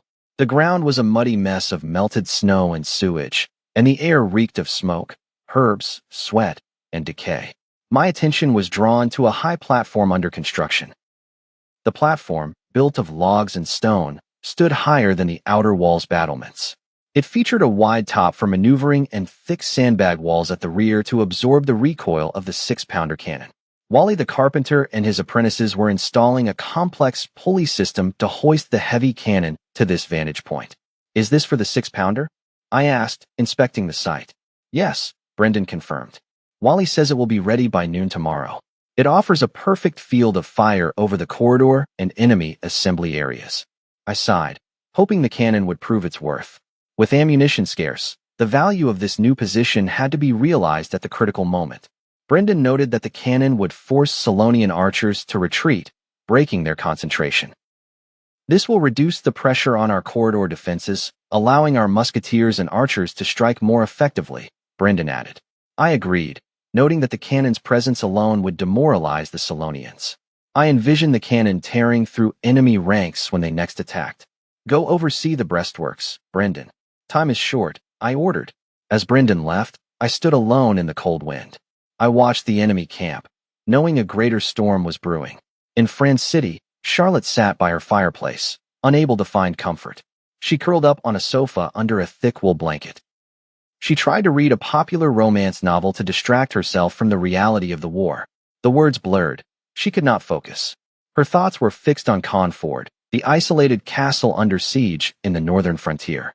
She had barely left her home due to the harsh winter and her secret. Her abdomen was beginning to show, making her movements heavy and uncomfortable. Following Aunt Martha's advice, she stayed indoors to avoid gossip. This isolation, combined with her fear for me, weighed heavily on her. She was pale and exhausted, her blue eyes filled with tears and fatigue. Martha entered the room, bringing a chill from the outside. She looked weary and worried as she removed her cloak. Charlotte sat up urgently. "Aunt Martha, is there news from Conford?" Martha shook her head sadly. "No confirmed news. Rumors say they are holding. Others say the Solonians are breaching the outer walls. The roads to the north are cut off." Charlotte's heart sank at the mention of a breach. She felt as if she couldn't breathe. She leaned back, tears streaming down her face. "He must be alive, right?" she sobbed. "He promised he would return." Martha held her cold hands, comforting her. "He is a capable man. Have faith, and take care of yourself. You've grown so thin." Martha's gaze fell on Charlotte's abdomen, her worry deepening. She decided it was time to speak. "Miss," Martha said softly, "we cannot delay this any longer." Charlotte looked at her, confused. Martha pointed to her stomach. "Your condition is becoming obvious. Count Rochefort will find out eventually. It is better to tell him yourself than to let him hear rumors." Charlotte stiffened, terrified at the thought of her father's reaction, the shock, anger, and potential scandal. How would he treat her and the child, especially with the father's fate unknown? "No," Charlotte trembled. "Not now. Father is already overwhelmed with the city's defense. I can't add to his burden." She was paralyzed by conflict and fear. She knew concealment was impossible, but the fear of her father's wrath kept her silent. Martha understood but insisted on the gravity of the situation. "This secret is like a seed. It will sprout, and the outcome will be harder to manage if it happens on its own. The Count loves you. He may be angry, but he is your father. He will eventually understand and help you find a way," she added. "And if Lord Carl returns, he will need a proper status to welcome his child. Do you want the child to live in hiding?" Martha's words struck Charlotte like a hammer. She knew the truth, but she was not yet ready to face the storm. Charlotte felt crushed by her father's fury, social stigma, and terror for my safety. She wept into Aunt Martha's shoulder, releasing days of pent-up fear, grievance, and longing. Martha held her silently, offering comfort and strength. As dusk fell, the room was lit only by the flickering hearth. Despite the thorny future, life had to continue. Charlotte realized she could no longer hide. For her child and herself, she had to face her father and the unknown. 3 days later, biting winds whipped the banners atop French City's walls. Count Rochefort paced the battlements, his heavy cloak unable to mask the crushing weight of the northern territory and his own helplessness. He repeatedly scanned the dense Solon army camps surrounding the city. The Sparrow Legion's Black Eagle flags flew defiantly. The siege showed no signs of relenting. The stalemate left the Count conflicted. If the main force remained, it meant the assault on Conford likely continued, and the city still held. Had Conford fallen, the Solon army would have marched north to join Harold.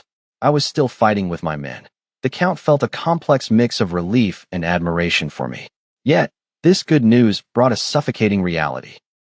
Because the enemy remained, he was pinned in France City, unable to send aid to the besieged north. Knowing his comrades were dying while he, the governor, sat idle, tortured him. He gripped the stone wall, desperate for a way to break the deadlock and save me. Every strategy he conceived was crushed by reality. A field battle would be suicide against the Solon cavalry. Sending small infiltration teams was equally futile against such a massive force. He deeply admired me. He respected my reckless courage, wisdom, and resilience. I was the kingdom's future, and Charlotte's love for me gripped the Count's heart. He imagined his daughter's future if I died. Her bright blue eyes would be forever shadowed by grief. He could not bear for his only daughter to live in such pain.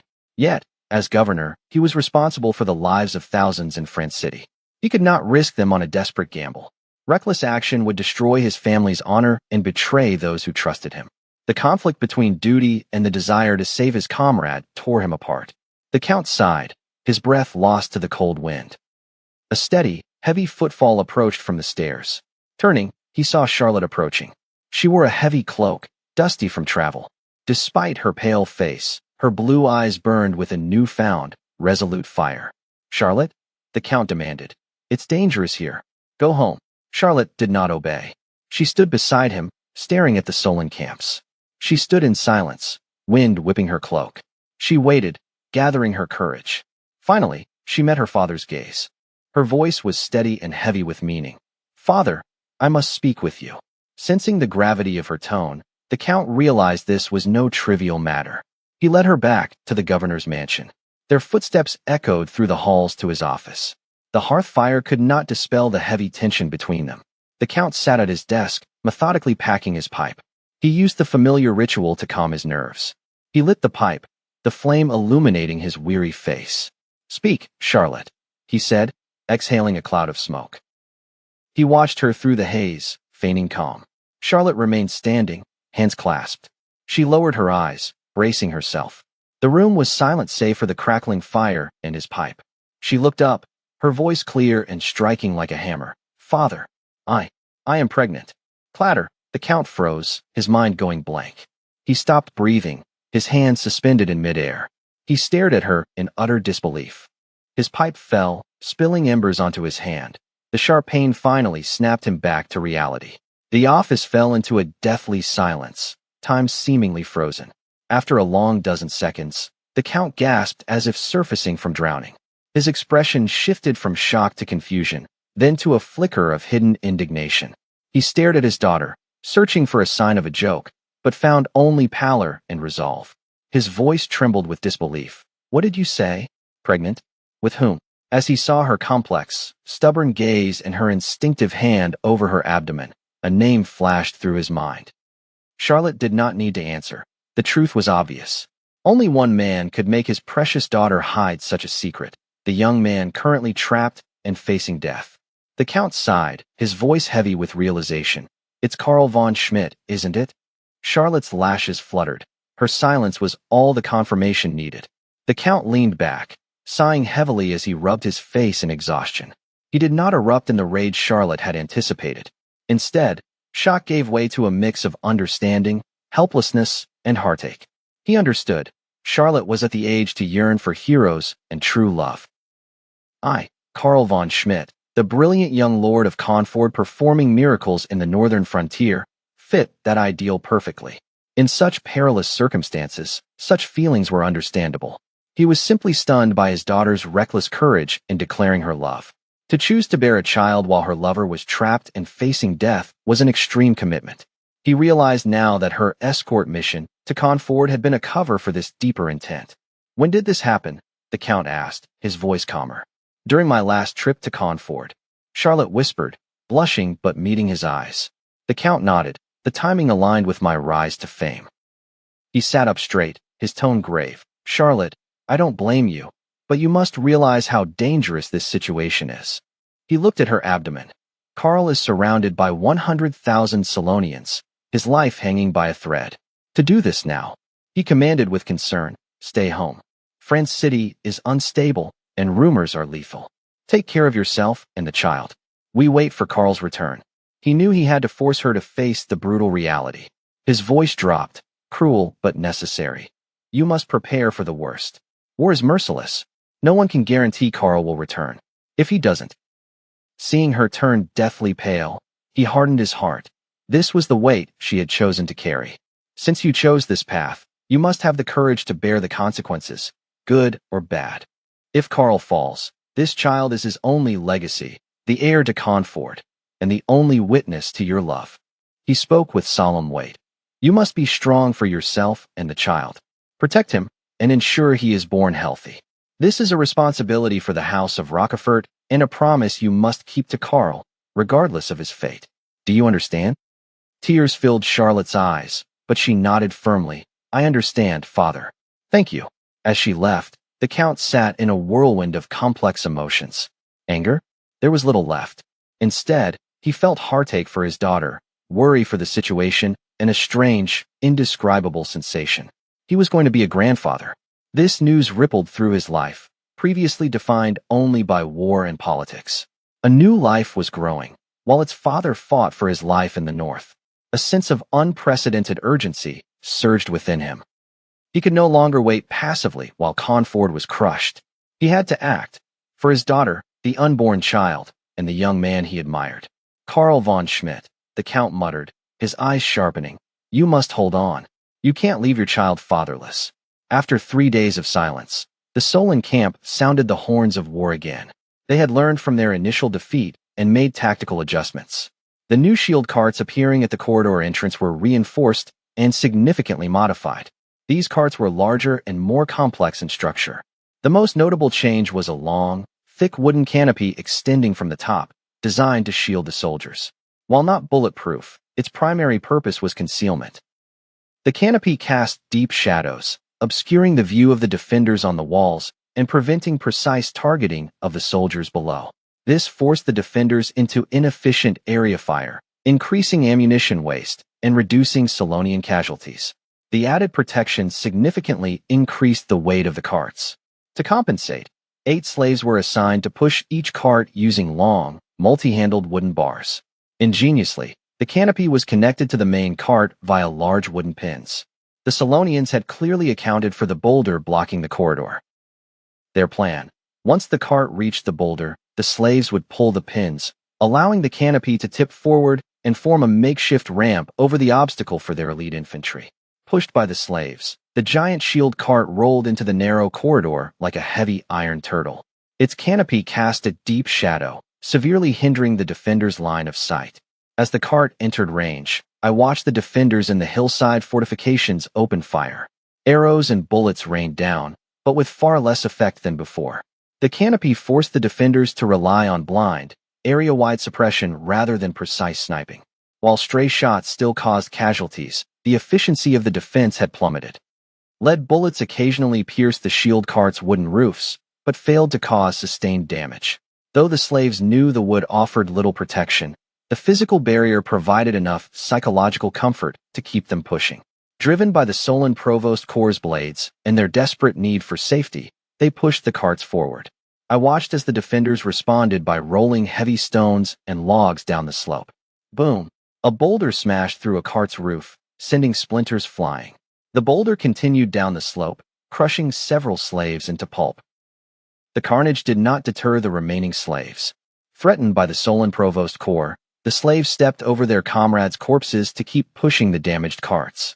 The Solon army responded aggressively. I observed Harold deploy over 2,000 archers in a massive formation behind the corridor entrance.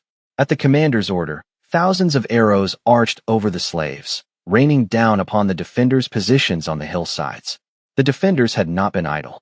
Under my and Brendan's direction, they had reinforced the hillside with stone breastworks. Crucially, we had installed suspended nets and thatch canopies, thick, mud-soaked quilts and branches, to act as a buffer. A secondary slanted thatch roof served as a first line of defense. These defenses proved effective. Most Solon arrows were caught or deflected by the thatch and nets. The few arrows that penetrated the layers lacked the force to pierce the soldiers' armor. Protected by this ceiling, the defenders' morale soared. They emerged from behind the breastworks to target the dense Solon archer formation. Muskets roared and arrows flew from the hillside. The counterattack caused chaos and casualties among the Solon archers. The defenders minimized their own losses by retreating behind the breastworks after firing. The Solon suppression tactic faltered. While the defenders were restricted to their positions, they suffered negligible casualties. Conversely, the defenders' precision fire inflicted significant psychological and physical damage on the Solon archers. During a lull in the archery duel, the slaves pushed the carts to the massive boulder blocking the corridor. The Solon officer screamed, "Quick! Set the ladder!" Slaves rushed from the cart's cover to pull the pins securing the cart's wooden roofs. Despite the hail of arrows and stones, they frantically pried at the pins. "Pull them out!" the officer roared. A pin snapped, and the slaves shoved the heavy roof toward the boulder to create a ramp. The roof groaned as it tilted, threatening to bridge the gap to the inner wall. Suddenly, a shot rang out. An arrow pierced a slave's throat, and he collapsed. More arrows followed, killing the others. The ramp crashed to the ground, failing the attempt. The Solon officer raged, ordering his men to target the defenders' embrasures. A defender who had leaned out to shoot was immediately swarmed by arrows. He was struck by multiple arrows through the gaps in the breastwork. He tumbled down the stairs, his fate unknown. The Solon overseer forced a new group of slaves to lift the ramp again. The defenders, emboldened by their success, fought with reckless abandon. For comfort, stop them, a veteran shouted, exposing himself to hurl a heavy stone at the slaves. The stone struck the group, causing screams of agony. Archers fired blindly into the crowd below. The defenders ignored the incoming fire, using stones, muskets, and arrows to strike any slave approaching the boulder. The ramp was repeatedly raised and knocked down amidst the carnage. The ground beneath the boulder was slick with blood and corpses. The Solon assault stalled in a bloody stalemate. Finally, after brutal attrition, the slaves successfully bridged the boulder and the cart. The Solon officer immediately signaled for an infantry assault. Woo! Toot toot toot. Armored Solon elite infantry charged up the corridor, trampling the exhausted slaves in their path. They focused solely on the ramp, victory seemingly within reach. The lead soldier stepped onto the blood-slicked ramp. Suddenly, a cold, viscous liquid drenched him, smelling sharply of naphtha. I watched as the veteran realized the danger, seeing defenders above pouring more oil from a barrel. It's naphtha. Scatter. A fire arrow struck the oil midair. Boom. The oil ignited instantly, engulfing the ramp and the climbing Solon soldiers in a wall of fire. Agonizing screams tore through the battlefield as I watched Solon soldiers, turned into human torches, collapse from the wooden bridge. Some fell to their deaths, while others collided with comrades, spreading the inferno. I watched the fire consume the bridge, transforming it into a barrier of death that halted the Solon infantry's charge. Trapped in the narrow corridor, I saw the Solon assault dissolve into chaos amidst smoke and flames. Seeing the failure, I observed the Solon commander, who, despite his frustration, realized the attack was lost. I heard the Solon camp sound the retreat with urgent, rhythmic gongs. Relieved, I watched the surviving Solon soldiers retreat in disarray, leaving behind a hellish scene. I noted that no one attempted to rescue the burning men or salvage the charred bridge. My men in the Carnford garrison watched in silence, neither cheering nor wasting arrows on the dying. We focused on resting, bandaging wounds, and replenishing supplies. We knew this was merely a temporary reprieve. The Solonians would return. I watched the fire eventually die out, leaving only charred remains. The corridor remained a blackened, foul-smelling death zone to me, dominated by the immovable boulder. I watched Harold stand on the hillside, his cold gaze fixed on the blood-soaked, scorched corridor. The sight of twisted corpses and the mocking boulder created an oppressive atmosphere that I could feel weighing on us. The stench of burnt flesh lingered, and I saw his generals dare not breathe as he stood in icy silence. Finally, I heard Harold command, "Order the craftsman camp to build reinforced, iron-plated shield carts overnight.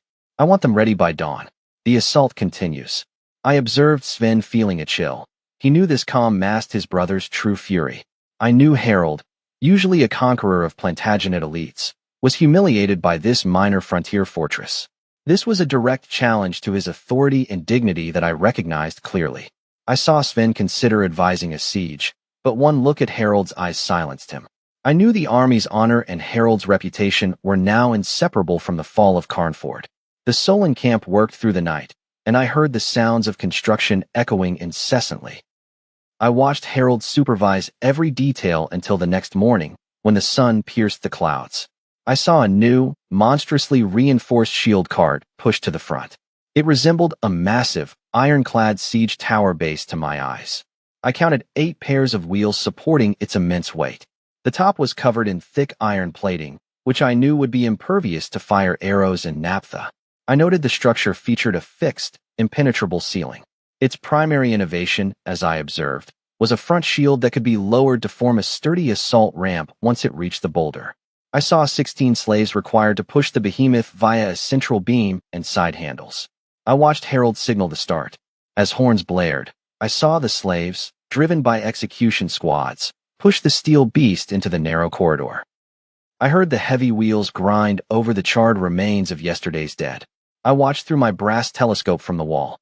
Seeing the cart crush the debris and advance, I felt a mix of unease and grudging admiration. "The Solonians are beyond my expectations," I told Brendan. "Their adaptability is terrifying.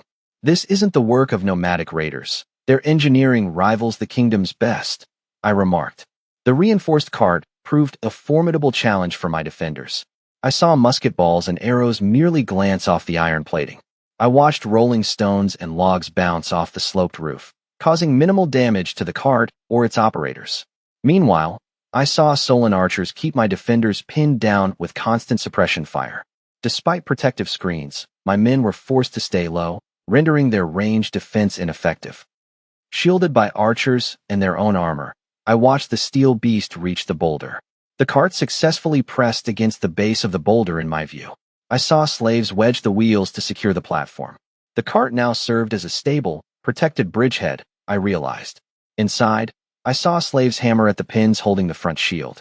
With a crash, I watched the ironclad shield fall forward, its edge resting perfectly on the boulder. The inside of the shield featured pre-installed rungs, creating a ready-made ladder that I could clearly see. The natural barrier that had protected Carnford was now a bridge for the enemy, I noted with dread. A roar of triumph erupted from the Solon lines.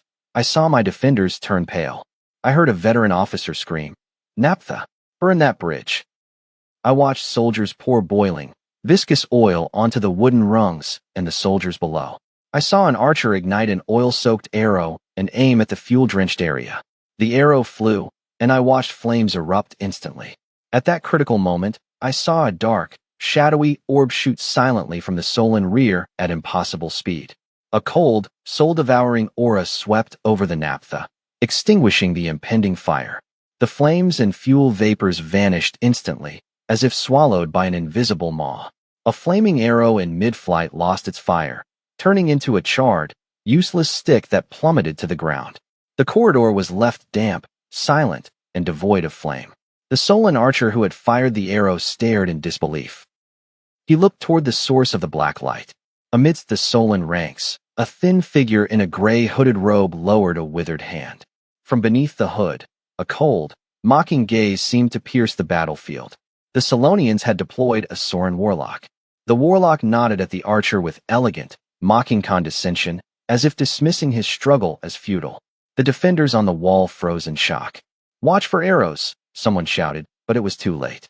The Solon archers unleashed a volley like a swarm of venomous bees. Asterisk thwip. Thwip. Asterisk several arrows pierced the archer's leather armor, burying themselves in his chest and abdomen. He dropped his bow, his shock replaced by agony and fading life. He tried to shout a warning, but only blood poured out. He collapsed into the corridor, his final vision filled with the unlit naphtha and the warlock's mocking shadow. Suppressing fire. "Musketeers, move up," the officer roared, snapping the others out of their stupor. But the moment for defense had passed. Exploiting the chaos, Solon elite infantry charged up the stone stairs, trampling the unlit oil. Tension spiked on the wall due to the warlock's intervention. Lena rushed to me, face flushed with anger. "Lord, the Solonians have a Sorin warlock. They ruined our fire attack. Let us fight. We cannot let them use magic unchecked." Morian nodded, gripping his staff with battle-ready intensity. I stared at the surging Solon infantry, silent. Lena turned to Conrad. "Teacher, we are ready. Please let us fight. Don't let them think Conford has no mages." Conrad weighed his student's youthful zeal against the dangerous warlock. He suggested to me, "Lena and Morian have talent. Perhaps they could provide defensive support, fire or ice. It's better than letting the enemy warlock act freely." I looked at the young mages, then shook my head at Conrad.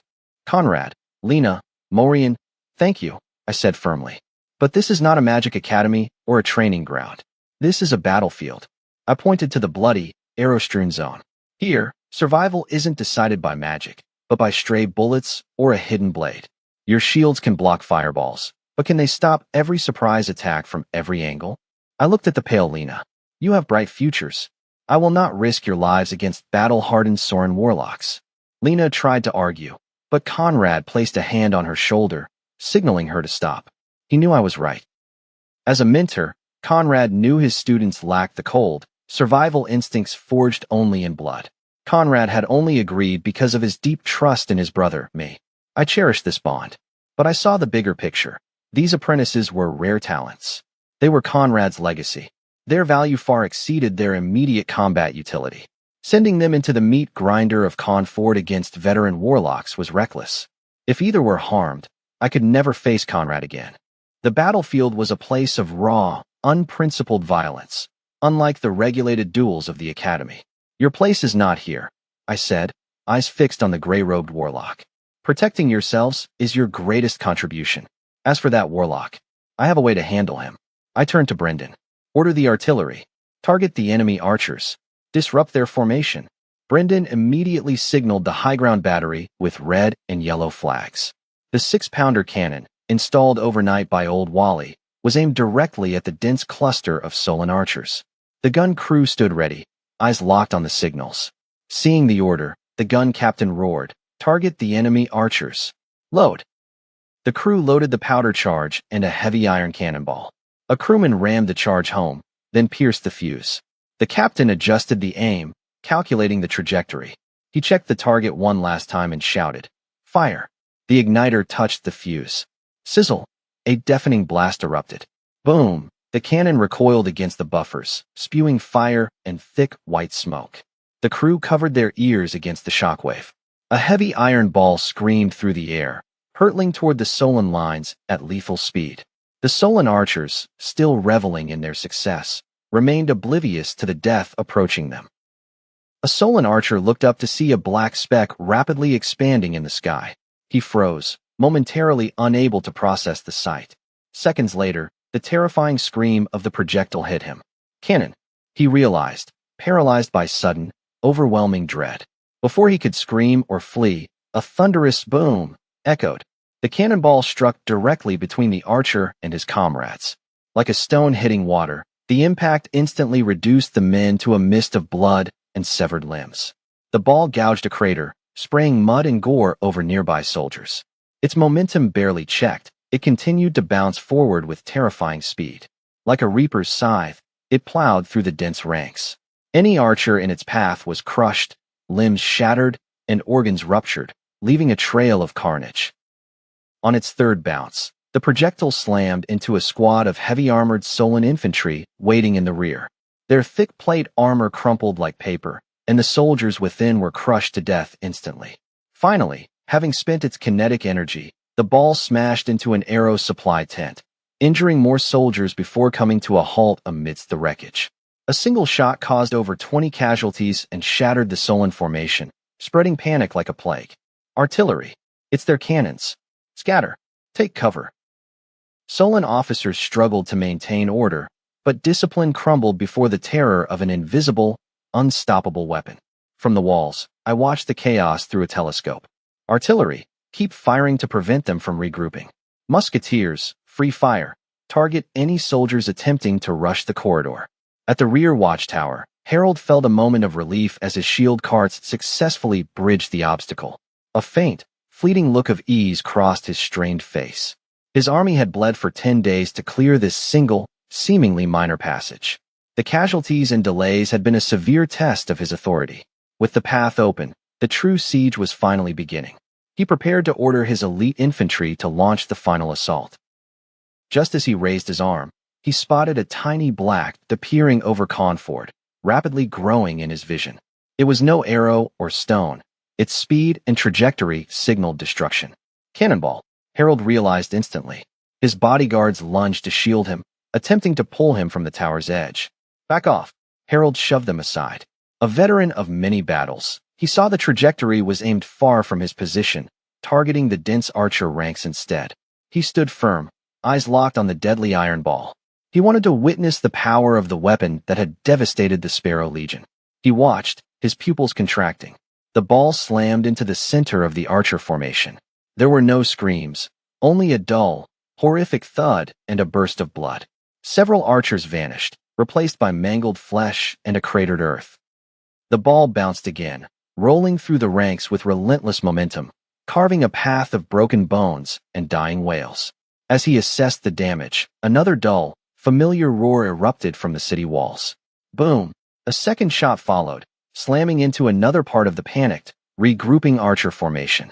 The same scene repeated, precise impact followed by lethal, bouncing carnage. More archers were pulverized, while those nearby were incapacitated by the shockwave, bleeding from their noses and ears. 2 shots caused dozens of casualties, and threw the Solon-ranged forces into a state of contagious panic. Harold watched as survivors ignored their officers, fleeing the kill zone. Order the archers to retreat and regroup. Shield card infantry, charge. Take the wall breach at all costs. Harold commanded coldly. He could not let his ranged forces be wasted. He realized he had to use the artillery's reload time to push infantry into close-quarters combat. The sharp sound of retreat rang out across the Solon lines. Terrified, the archers broke formation and fled, desperate to escape the next strike. As if to mock their fear, the 6-pounder cannon roared again. Boom! A third ball whistled in, striking a group of slow-moving archers. More soldiers were reduced to limbs and gore, the shockwave knocking others to the ground. Harold's face darkened. He had known about the cannon from Ulf's intelligence, but wondered why it hadn't been used earlier. Now he understood. I had held this trump card to strike when his main force was concentrated, maximizing both physical and psychological damage. The strike had crippled his ranged support and shattered morale. Order the infantry. Drive the slaves forward. Charge now. Use the reload window to take the passage. Harold commanded. He had to seize this narrow window of opportunity. Elite Solon infantry drove waves of slaves toward the passage, flooding the stairs like a broken dam. Battle cries filled the air once more. However, the charge was met with a brutal counterattack. Without archer suppression, I watched the Conford garrison emerge from their breastworks, unleashing a storm of musket fire and arrows. The defenders poured all their pent-up rage into the crowded corridor. Musketeers aimed calmly, picking off any target that dared emerge from behind the shield carts. Whether heavily armored Solon warriors or terrified slaves, anyone exposed was cut down by crossfire. Archers rained down arrows, deepening the chaos. The narrow corridor became a literal death trap. Solon infantry and slaves fell in heaps, their bodies clogging the path and halting the advance. Blood soaked the earth, accompanied by endless screams and groans. Under the defenders' precise, heavy fire, the Solon attack stalled in the corridor. Survivors huddled beneath shield carts, their charge turning into a desperate, trapped defense. From his watchtower, I watched Harold observe the carnage through his telescope. I watched as Harold saw his soldiers fall like wheat before a scythe, their charge shattered against the fortress's defenses. I observed as Harold realized that without suppressing the enemy's artillery and flanking fire, further charges were futile. After a long silence, I watched Harold breathe in the smoke-filled air and rasp, "Order a halt." The entire army, retreat. The horn of retreat sounded, echoing with humiliation across the battlefield. The Solon infantry and slaves fled in disarray, abandoning their dead and the corridor they had spent 10 days fighting to secure. As the Solonians retreated, I watched the gears of the Conford gate groan into motion. The massive oak drawbridge crashed down over the moat. My auxiliary soldiers, faces numb and hardened by war, filed out in silence. Armed with short blades and hooked ropes, they moved with grim efficiency. They fanned out into the blood-soaked corridor to clear the battlefield. They treated the corpses of Solon soldiers and slaves with the cold detachment of butchers. With practiced strokes, they severed heads, secured them with ropes, and tossed them into baskets. To the auxiliaries, the heads of combat soldiers and slaves were equally valuable proof of merit. They recovered my Plantagenet wounded and retrieved the identification tags of their own fallen. Any surviving Solonians were summarily executed. Prisoners were not needed. Another group of my auxiliaries rushed toward the abandoned shield carts with explosive satchels. They expertly wedged the explosives into the cart's joints and axles, setting fuses with precision. I watched the Solon army observe this process from afar. They looked on in horror as my auxiliaries stripped their comrades' armor and decapitated the bodies. Fury and humiliation rippled through the Solon ranks. An auxiliary of mine, noticing the hateful glares, stood up, wiped blood from his face, and provocatively held up a severed head. He made a mocking throat-slitting gesture, grinning cruelly. "Bastards! Kill them!" The provocation ignited the Solonians. Dozens of young soldiers charged forward to avenge their comrades. Bang! Bang! Bang! My musketeers on the mountainside opened fire. The lead soldiers fell instantly. Solon officers screamed, forcibly restraining the rest of their men.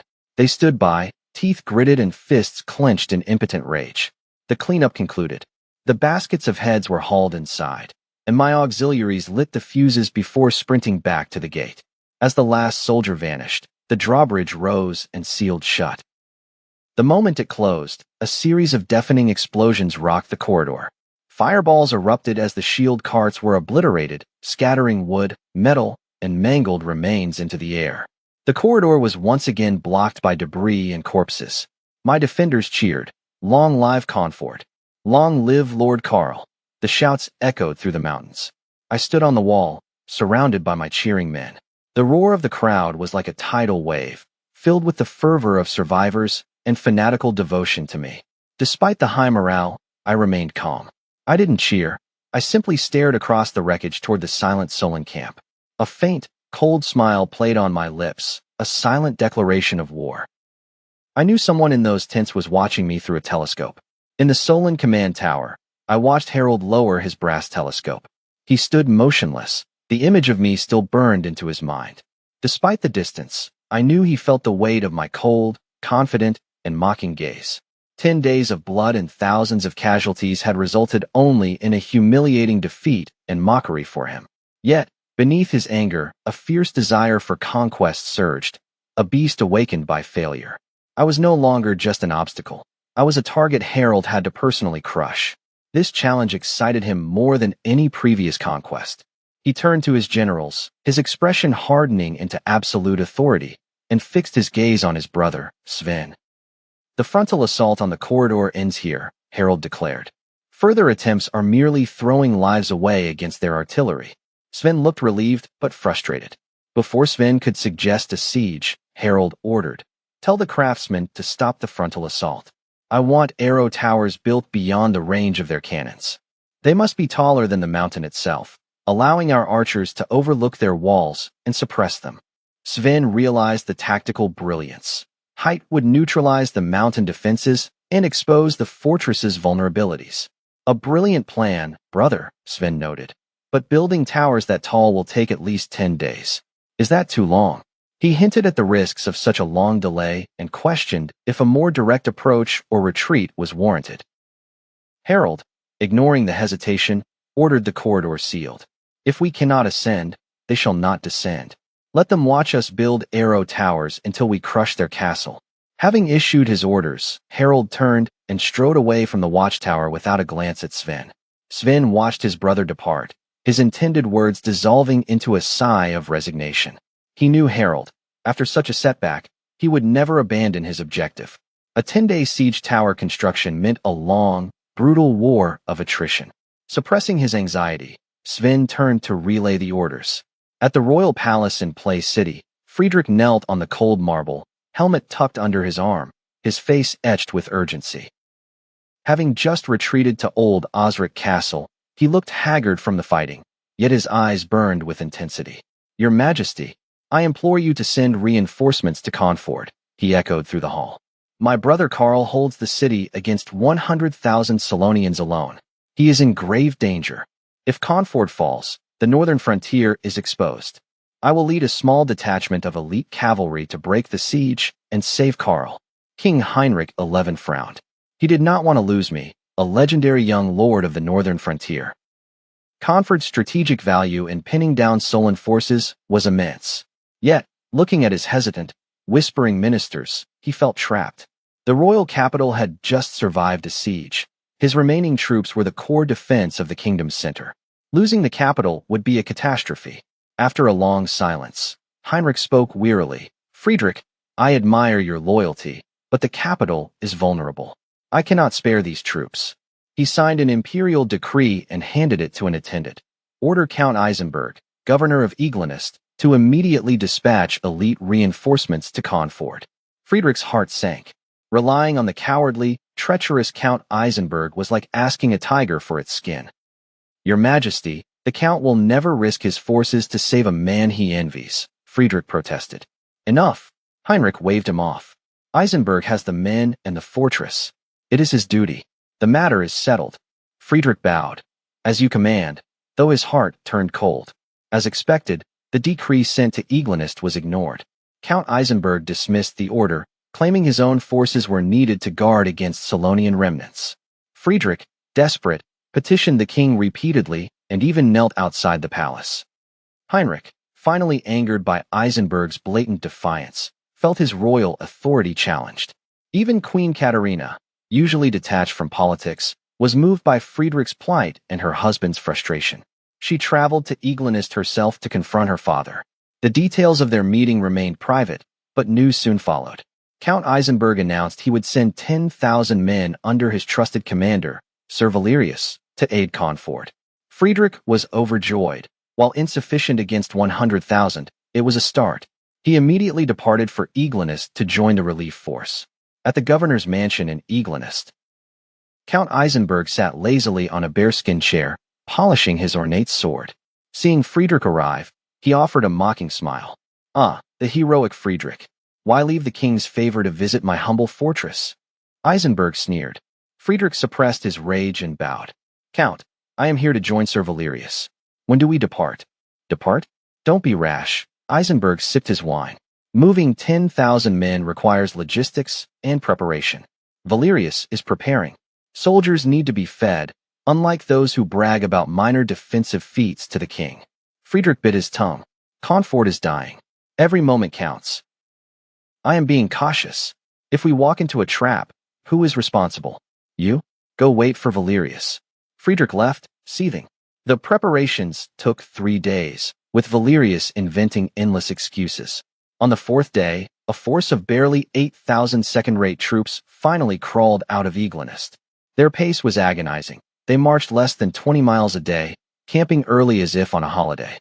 Friedrich repeatedly urged Valerius to hurry. Valerius, a portly, red-faced man, replied, "Patience, knight. A long march tires the men. We must be steady."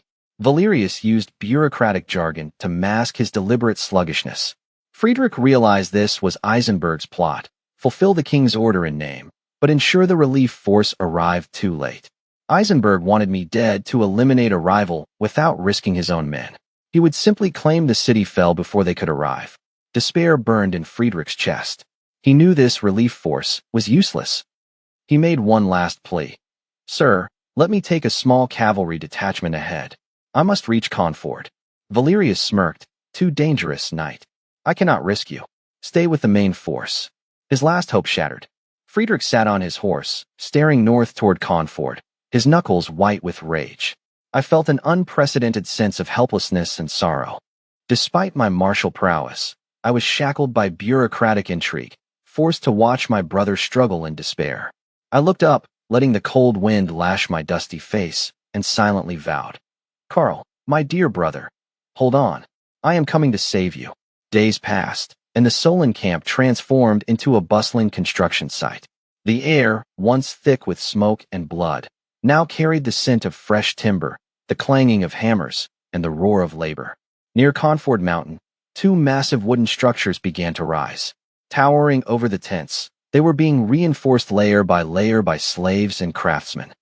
These were the giant arrow towers ordered by Harold, featuring wide bases for stability and internal spiral ladders. Once completed, their platforms would overlook the summit of Confort, providing Solon archers with an unmatched vantage point. The project was driven by Solon overseers and a group of captured Plantagenet craftsmen. These carpenters, blacksmiths, and stonemasons, once loyal to local lords, now worked under the threat of the sword and the promise of reward. Harold recognized their value, offering them better conditions than common slaves. He guaranteed their safety and provided pay and rations far exceeding what they received under Plantagenet lords. For these artisans struggling to survive, the offer was irresistible. Driven by survival and better treatment, they worked with startling efficiency. They directed the slaves, ensuring every joint and support was precise and sturdy. National loyalty paled in comparison to the brutal reality of survival. Though the defenders on the walls were their countrymen, their own lives and livelihoods now rested with the Solonians. They might feel guilt in the dead of night, but their hands never faltered by day. To them, living, and living well, was all that mattered. I stood behind the inner wall, my telescope locked on the rising arrow towers. Harold's intent was clear: build towers higher than the mountain to negate the defenders' geographical advantage. Once finished, Solon archers could rain heavy arrows down, rendering the breastworks, screens, and canopies on the mountain slopes useless. I could not afford a shooting match, The garrison was too small to trade casualties with the Solonians. If the towers were completed, the defenders would be forced to abandon their positions, allowing the Solonians to charge the inner wall. We cannot let them finish, I told Brendan. We must strike and destroy them before they are completed. Brendan looked at the heavily fortified corridor blocked by trenches and Czech hedgehogs. I understand, but the Solonians have sealed the corridor. A frontal assault is suicide. The corridor, once our greatest defensive asset, had become a trap. The tactical situation had reversed. The same path that once protected us now blocked any hope of a sortie. I turned toward the steep cliffs behind the castle, my eyes sharp. Who said we have to use the corridor? The back of the mountain is a sheer cliff, Brendan stammered. How can we descend? Remember the flint mine? I prompted. Hans and Wally built a mining platform and a pulley lifting system on the southwest cliff. Brendan's eyes lit up. You mean to use the pulley to lower our soldiers down the cliff at night? Exactly. The Solonians expect us to attack from the front. Select 10 elite soldiers skilled in night raids, equipped with naphtha and explosives. Lower them down the cliff to bypass the front lines and infiltrate the camp. Target the towers and burn them to the ground. After the strike, don't return the same way. Create chaos and push toward the corridor. We will signal from the walls, then sally out to meet you and crush the blockade. Brendan grew excited as he processed the plan. It is risky, but the Solonians will never see it coming. I will select the men and prepare the supplies immediately. Hurry, I urged. Time is against us. Keep it swift, silent, and ruthless. Strike and retreat. Understood. Brendan saluted and marched off, his eyes burning with resolve. At 1 a.m., the northern frontier was shrouded in thick clouds and dim starlight. Yet, at the foot of Conford Mountain, the Solon camp was ablaze with light and noise. Thousands of slaves worked like ants under the lash of whips and blades. Giant braziers illuminated the sight, revealing the distorted, fearful faces of the laborers. New timber was hauled up using crude pulleys as the towers grew toward the sky. The scaffolds rose higher, the towers resembling skeletal giants in the night. Slaves who faltered were cut down instantly, their heads displayed on poles as warnings. The air reeked of sweat, blood, and wood. The garrison had attempted a shot with our 6-pounder cannon earlier, but the shell fell far short, failing to damage the construction. The walls had since fallen silent, seemingly conceding the futility of the bombardment. This emboldened the Solonians, who mocked the Plantagenet savages, convinced victory was imminent. To prevent a breakout, the Solonians had fortified the corridor with trenches and barriers. They had sealed the mountain exit with a dense defensive perimeter. Sentries stood watch, scanning the darkness. They frequently threw torches toward the corridor entrance to check for movement. In stark contrast to the noisy Solon camp, the Conford defenses remained deathly silent. Only the faint silhouettes of sentries could be seen, with not a sound escaping the mountain slopes. Occasionally, a solitary, abrupt gunshot rang out from a dark firing port, the bullet vanishing into the void before Solon sentries could locate the source. These sporadic, neurotic shots served as psychological harassment rather than effective tactical strikes. The corridor, once a deadly trap for the Solonians, had become a disadvantage for the defenders. Once the attackers committed heavy forces to seal it, the defenders were trapped on the mountain, losing their ability to launch sorties or disrupt enemy operations. They could only watch helplessly as the enemy constructed siege engines, threatening their very survival. Purely passive defense is a recipe for defeat in any war. Simultaneously, on the cliff behind Conford Castle, the wind howled in near-total darkness. Far from the main battlefield, only the wind and the distant, muffled noise of the Solon camp remained. I waited for 5 figures, chosen by Brendan for a top-secret night raid, who stood as if merged with the shadows. Master Andre, a Tier 3 knight and veteran of Conford with immense combat experience, led the team. Behind him were 4 elites, Roderick, Oliver, Mark, and the officer Roland, a Tier 2 knight. To ensure stealth and agility, the 5 were lightly equipped. They wore non-reflective black leather armor and carried shortened flintlock carbines on their chests. These carbines, with barrels sawed short, had an effective range of only 15 paces but were lethal in close-quarters night combat. Each carried 2 Molotov cocktails, bottles with oil-soaked wicks, designed to create instant infernos. Roderick also carried a 40 kilograms explosive satchel for demolition. Everyone except Roderick carried arming swords for tight spaces, while Master Andre kept his polished longsword. I approached them, sensing their suppressed, burning resolve in the dark. I shook each man's hand, conveying silent trust and heavy responsibility. I stepped back and rendered a solemn military salute to the suicide squad. I told Master Andre, "The mission is important, but your safety is paramount. If it becomes impossible, retreat immediately. We will find another way." Andre nodded, his eyes firm beneath his hood. "Rest assured, Lord, we will not fail our mission and will return safely." Without further words, Andre turned toward the makeshift pulley lift at the cliff's edge. Two engineers stood ready, checking the ropes and winch. Andre stepped onto the wooden platform, and as the engineers released the brake, he descended silently into the dark abyss. Roland, Roderick, and the others followed, vanishing into the night below. I stood at the cliff's edge, my cloak fluttering in the wind, listening to the faint friction of ropes and my own racing heart. As the last man, Mark, disappeared, I prayed. The risk was immense, but for Confer's survival, I had to gamble. Below, the silence remained absolute. At 1:30 a.m., the deepest hour of the night, two red signal flares shot from the Confort inner-city walls. They exploded into blinding light, illuminating the grim battlements and the edge of the Solon camp in a blood-red glow.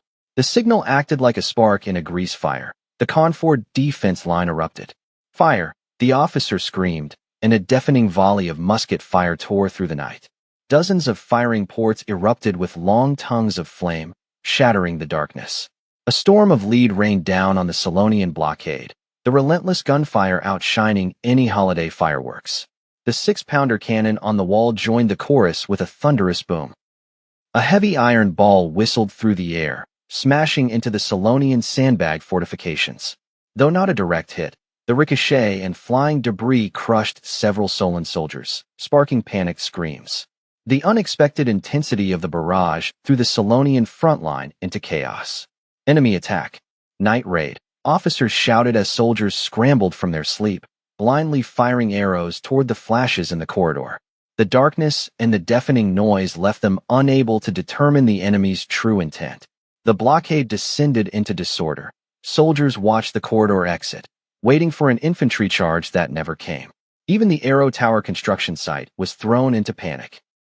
Slaves and craftsmen fled, forcing overseers to brandish whips and blades, shouting, "Hold your positions. It's just a feint." While the entire Solon army was distracted by the violent feint at the front, the 5-man team lay in wait. Hundreds of paces from the Arrow Tower site, hidden in the dark forest edge, the 5 figures lurked in the shadows. Master Andre observed the chaotic, illuminated battlefield with sharp, cold eyes. He smirked. My feint had worked perfectly. "The time has come," Andre whispered. "Prepare." Roland lit his Molotov cocktail, the orange flame illuminating his determined face. Oliver, Mark, and Roderick followed suit. 5 flickering flames appeared at the forest edge like the eyes of vengeful demons. Andre checked the wind direction one last time and growled, "Charge." Like panthers, the 5 warriors lunged from the shadows, hurling their burning bottles into the chaotic crowd. The Solonian camp's perimeter was usually strictly guarded. However, the rush to build the Arrow Tower had led to cluttered supply piles and lax security in the forest-adjacent zone. With all eyes fixed on the front, no one expected a lethal strike from the safe forest flank. The bottles traced bright arcs through the air. They landed with precision among the slaves and overseers gathered near the Arrow Tower base. I watched as clay pots shattered, spraying viscous naphtha that ignited instantly upon contact with fire. Orange flames erupted, engulfing the panicked crowd. Fire! Ambush! From the forest, I heard screams of terror ring out. I observed the victims wailing as they rolled on the ground, inadvertently spreading the flames to their comrades and nearby supplies. Even those untouched were paralyzed by the sudden assault and the terrifying inferno, and I saw their formation collapse. "Charge!" Master Andre roared, diving into the chaos. I watched his sword flash like silver, slicing the throats of 2 Solon overseers attempting to rally resistance. I saw Roland, Roderick, and the others follow, driving into the enemy like a wedge, firing their flintlock carbines at point-blank range. Bang, bang, bang, bang. At close range, I noted that the flintlock carbines were devastating, their high muzzle velocity proving lethal within a dozen paces. With each flash of the muzzle, I watched a sullen soldier or overseer fall. I saw lead bullets tear through the lightly armored slaves and overseers, causing massive casualties. The Solon defense crumbled before my eyes. Survivors either fell or fled in tears. Target the arrow tower. Roderick, plant the explosives. Cover him. Master Andre commanded, parrying a stray arrow. I watched Oliver and Mark provide covering fire while Andre and Roland engaged the remaining Solon soldiers to clear a path for Roderick. Andre and Roland fought like gods of war, and I saw them cut down every foe in their path. I observed Andre's strikes, which were steady and lethal, while Roland fought with aggressive, sweeping blows. Leading the charge, they carved a bloody path toward the partially constructed wooden arrow tower. I watched the five-man team push toward the tower's core. I saw Roland cleave an overseer in two, his body splattered with warm blood. Suddenly, I felt the air grow thick and stagnant with an ominous magical fluctuation. I watched a sphere of ink-black mist descend like a meteor, slamming into the center of the squad. Master Andre's warning came too late. I saw the mist hit the ground, releasing a silent, destructive shockwave. I saw Roland struck by an irresistible force, sent flying into a pile of timber, where he vomited blood. Only his Tier 2 Knight constitution saved his internal organs from shattering. I watched him struggle to rise, realizing this was a premeditated ambush. I saw the mist dissipate to reveal a figure. A tall, thin man in a dark gray hooded robe with crimson patterns stood there, and I noticed a cruel smile on his pale lips. He held a swirling orb of darkness, the Sorin warlock who had previously destroyed the fire arrows.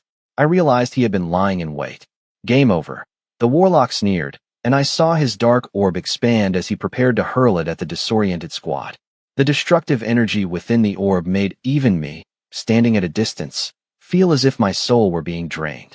Frontal defense. Master Andre roared. I watched him erupt with brilliant silver battle chi, the peak of a Tier 3 Knight, and step between the warlock and his team. He raised his arm, and I saw his battle chi manifest as a thick, translucent energy shield. The warlock fired the orb. Boom! Darkness collided with light, and I heard a piercing shriek that seemed to tear space itself. I watched the black energy corrode the silver shield as the light fought to dissolve the darkness. The ground cracked, and nearby timber turned to dust. I saw the shield shatter, but the orb's power was largely neutralized. Andre was knocked back, and I saw blood leaking from his lips, but he remained standing through sheer willpower. What? The warlock gasped in disbelief. He hadn't expected a mere knight to survive his spell. As the warlock hesitated, I saw Andre strike. Channeling his remaining strength, Andre became a silver flash, thrusting his sword toward the warlock's heart. The warlock, an experienced battle mage, recovered quickly. He raised his left hand, conjuring a shadow energy shield. Clang! I heard the sword strike the shield with a metallic ring, failing to pierce it. The warlock countered, forming an arcane blade of pure darkness and slashing at Andre's neck. Andre parried the blow. Clang! Sparks flew as I watched battle chi and dark magic clash. They engaged in a fierce duel.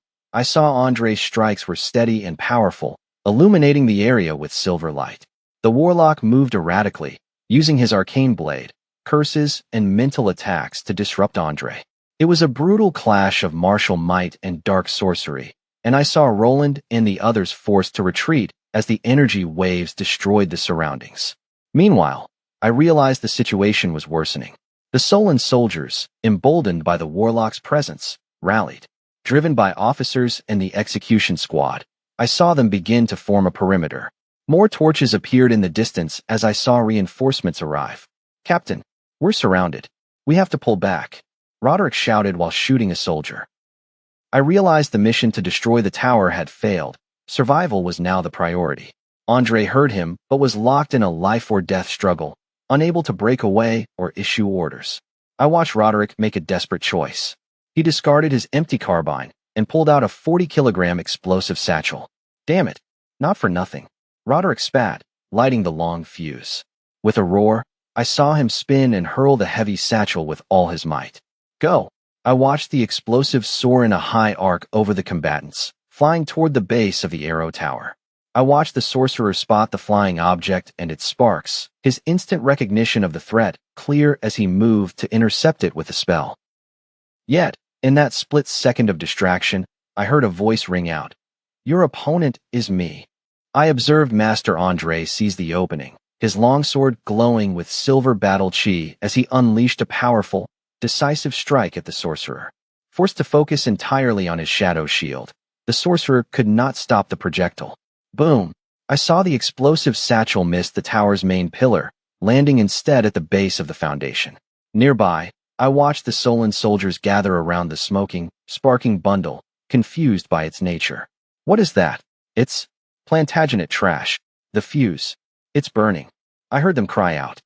Seeing the shortening fuse, I watched a soldier scream in terror. It's explosives. Run. But it was too late. The fuse reached the end. I witnessed a blinding flash and felt intense heat erupt. Boom! A massive fireball of smoke and flames surged from the base, followed by a shockwave that shook the ground like an earthquake beneath my feet. I saw the nearest Solon soldiers vaporized. Those further away were tossed like rag dolls, bones shattered, as debris rained down from above. The arrow tower's base buckled, its wooden structure splintering. I watched the tower groan and tilt dangerously, though it remained standing. The shockwave forced Andre and the sorcerer to break their duel, and I saw both using energy to shield themselves. Smoke, fire, and dust reduced my visibility to near zero. Retreat. Now. To the corridor. I heard Andre roar through the ringing in his ears, signaling his team. I realized that Roderick's desperate strike had failed to topple the tower, but had created the chaos needed for their escape. The massive explosion stunned both the Solon soldiers blocking the corridor and the defenders on the hillside where I stood. I watched in shock as the tower groaned, tilted at a sickening angle, and rained debris. I held my breath, fearing the structure would collapse. Miraculously, the tower stabilized, though heavily damaged. I heard the Solonians sigh in relief. But before they could recover, I saw 5 blood-soaked figures burst from the smoke like ghosts. It was Andre, Roland, Roderick, Oliver, and Mark, charging into the rear of the Solon archer line. Enemy. Behind us. The warning was cut short by screams. I saw Molotov cocktails explode among them, and Andre's silver battle chi carve a lethal path through the ranks. I watched Roland follow, his arming sword hacking wildly. I saw Roderick, Oliver, and Mark fight like cornered tigers, slaughtering the archers who were unable to draw their bows in the chaotic melee. In the dark, close-quarters chaos, I noted that the long-range archers were helpless. The 5 tore a hole through the Solon line, causing panic and trampling among the enemy. Push through. Back to the corridor. I heard Andre bellow, leading the charge. Their coordinated ferocity allowed them to break through the blockade in seconds. The surviving Solonians were too terrified to pursue. As officers tried to rally a chase, I watched the group enter the effective range of the city wall's muskets. Bang, bang, bang. I saw precise shots drop the pursuers, forcing the rest to scramble for cover as the 5 sprinted toward the corridor. Just as Oliver reached the path, I saw a hidden Solon crossbowman take his shot. Thwip, splat. I saw a bolt strike Oliver's knee, piercing leather and muscle. I heard Oliver scream, his leg giving out as he collapsed. I watched Roderick spin around, see his comrade down, and rush back under fire to reach him. Hold on. I heard Roderick grunt, hoisting Oliver onto his back and sprinting for the corridor. Cover them. I heard Brendan order from the walls. The defenders' fire intensified, while I watched Andre and Roland flank Roderick to protect him. Arrows whistled around them, striking the ground with lethal intent. With sheer willpower and covering fire, I saw the 3 reach the safety of the corridor's shadows. Raise the drawbridge. I heard Brendan command. The bridge rose, sealing them in. I watched the 5 collapse, gasping for air. I watched Roderick check Oliver. The bolt was deeply embedded, and he was bleeding heavily. I saw Andre lean on his sword, surveying his 4 surviving companions. I hurried down from the wall to meet them. I watched the 4 men struggle to their feet to salute me. Andre, exhausted and guilty, spoke weakly. My lord, forgive us. We failed to destroy the tower, and Oliver is wounded. I stepped forward to return the salute. Seeing their bloodied state, I said sincerely, No, you did well. The sorcerer had an ambush prepared. This was not your fault. Returning alive after damaging the tower is a great achievement. Rest now. I turned my concern to the wounded. We must get you medical attention. Before I could finish, I saw Andre sway, his face turning paper white. His sword clattered as he collapsed forward. Master! Captain! I heard them cry. Roderick and I caught him before he hit the ground. Andre was ice-cold and barely breathing. Conrad! Quickly, come here! I shouted. I watched Conrad rush over, check Andre's pulse, and channel a sliver of magic into him. His expression darkened. How is he? I asked, sensing the worst. Conrad sighed heavily. As I feared. He took a direct hit from the sorcerer to protect his team. The dark curse has invaded his meridians and organs, consuming his life force. He was running on pure willpower. Now that he's relaxed, the curse has erupted. Can he be saved? I asked. Conrad shook his head regretfully. Carl, I am a rune mage, not a healer or priest. This curse is deep in the soul. Only high-level, holy purification or hymn of life can remove it. I am powerless. Seeing my despair, Conrad added. However, during my time at the Royal Capital's Academy of Arcane Arts, I studied techniques to suppress negative status effects and stabilize injuries. I cannot cure it, but I may be able to slow the curse's spread and buy him time. Do it.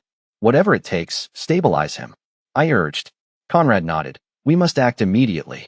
I need a quiet, energy-stable environment. Take him to my castle. I ordered. Guards carried the unconscious Andre away, with Conrad following. When Roland, Roderick, and Mark tried to follow, I stopped them. You are all wounded. Go to the healers and rest. That is an order. The three nodded and left, supported by auxiliary soldiers.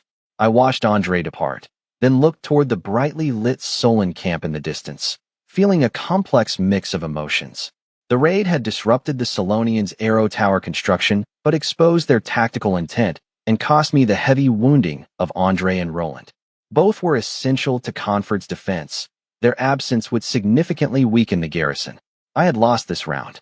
Harold had clearly anticipated the sortie and set a trap, with that mysterious mage serving as the killing blow. Recent victories had made me arrogant, leading me to underestimate the leader who had brought the Solon tribe to such power. With so many Plantagenet legends defeated by Harold, I realized I couldn't outmaneuver such a veteran warlord with mere tricks. After this, the Solonians would tighten their flank defenses, making similar raids nearly impossible. Conford would now be forced into a passive, defensive stance. We would have to watch helplessly as the Solonians built taller towers and siege weapons beyond cannon range. A heavy sense of powerlessness gripped me as the dawn broke over a darkening Conford. At 3 a.m., the Solon camp outside France City was cold and grim.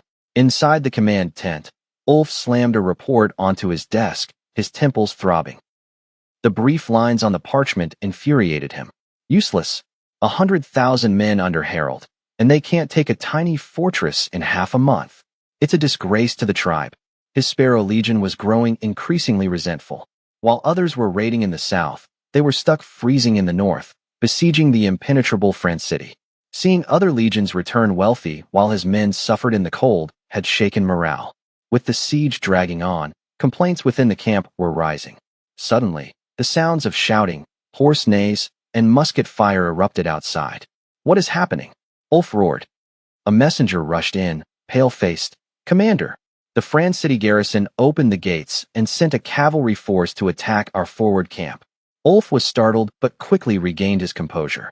Was Rockefort finally desperate enough to act, or was this a ploy? He stepped out of the tent, flanked by his personal guards. In the pre-dawn light, Plantagenet cavalry were indeed tearing through the forward camp, burning tents and slaughtering soldiers. Ulf sneered. The Sparrow Legion, elite as they were, reacted instantly. Solon-like cavalry moved to flank and cut off the attackers' retreat. Meanwhile, the infantry formed a spear wall, stabilizing the line and pushing back. The Plantagenet charge stalled, and the signal to retreat sounded from France City. The cavalry immediately turned and fled toward the gates. They moved with disciplined precision, slipping back inside before the Solonians could surround them. The heavy gates slammed shut, locking the pursuers out. The battlefield fell silent, littered with burnt tents and corpses. The Sparrow Legion's losses were minimal, while the enemy left behind several armored corpses. All noise, no substance, Ulf muttered, frowning. What is that old fox Rockefort planning? Sacrificing elite cavalry just to burn a few tents and kill a few men? It's meaningless. He didn't believe Rockefort would act so foolishly. There had to be a hidden motive. Send word. Ulf commanded. Double the scouts. Monitor the coast and forests for any other movement. Yes, the messenger replied. Standing in the cold wind, Ulf stared at the silent city, his unease deepening. Rockefort, what are you doing? Meanwhile, on a quiet coast far from the main battlefield, the northern Great Wall ended here, its stone ramparts extending into the frozen North Sea. Winter had turned the churning waves into a vast, flat ice sheet, reflecting the dawn light. A force of about 500 men moved silently across the ice. Dressed in white camouflage, they moved with light, swift steps, leaving almost no trace. Unlike the noisy sortie at the city, their movements were calculated and secretive. These were Count Rockefort's elite Northwind Squad. They were not ordinary soldiers, but knights and elites with at least Tier 1 battle chi from France City. Some were even Tier 3 knights, the Count's final trump card for the most dangerous missions. To ensure speed on the ice, they wore only chainmail or leather armor, having discarded heavy plate. Carrying only 5 days' worth of rations and essential climbing tools, they were stripped for action. Their goal: cross the frozen strait to the ruins of Winter's Port, then race along the northern peninsula to Confort. The cavalry sortie at France City had been a mere distraction to draw Ulf's attention away from the Northwind Squad's secret departure. I watched Sir Laurent stand at the vanguard, casting a final, resolute look toward the distant silhouettes of France City and Confort. Men, Laurent announced clearly, our mission is clear. Cross the frozen sea and the peninsula to reinforce Confort. This path is perilous. We face freezing temperatures, sullen scouts, blizzards, or the possibility that Confort may have already fallen. I watched Laurent scan his men, his voice hardening. But we must try. For our brothers fighting in Confort, for Count Rockefort's trust, and for the North's last hope. Move out. There were no grand speeches or parting drinks. I watched 500 elite knights silently step onto the treacherous ice, marching toward the war-torn lands ahead. They vanished into the pre-dawn darkness and the vast, pale expanse of the ice field. While 500 men could not defeat an army of 100,000, I knew they represented the absolute limit of France City's resolve. They were a spark, a surprise force that might just turn the tide for the besieged castle. The odds were slim and the path fraught with danger. I knew their success remained uncertain. Regardless, they had begun their journey, entrusting their fate to the northern winds and the coming slaughter. At the Solon camp, I observed that the chaos of the night raid had subsided, leaving only the scent of smoke and blood. Under the lash of overseers, I saw slaves and craftsmen forced to clear the debris and repair the charred, leaning arrow tower. Harold stood on a nearby hill, his silhouette cold and rigid against the morning light.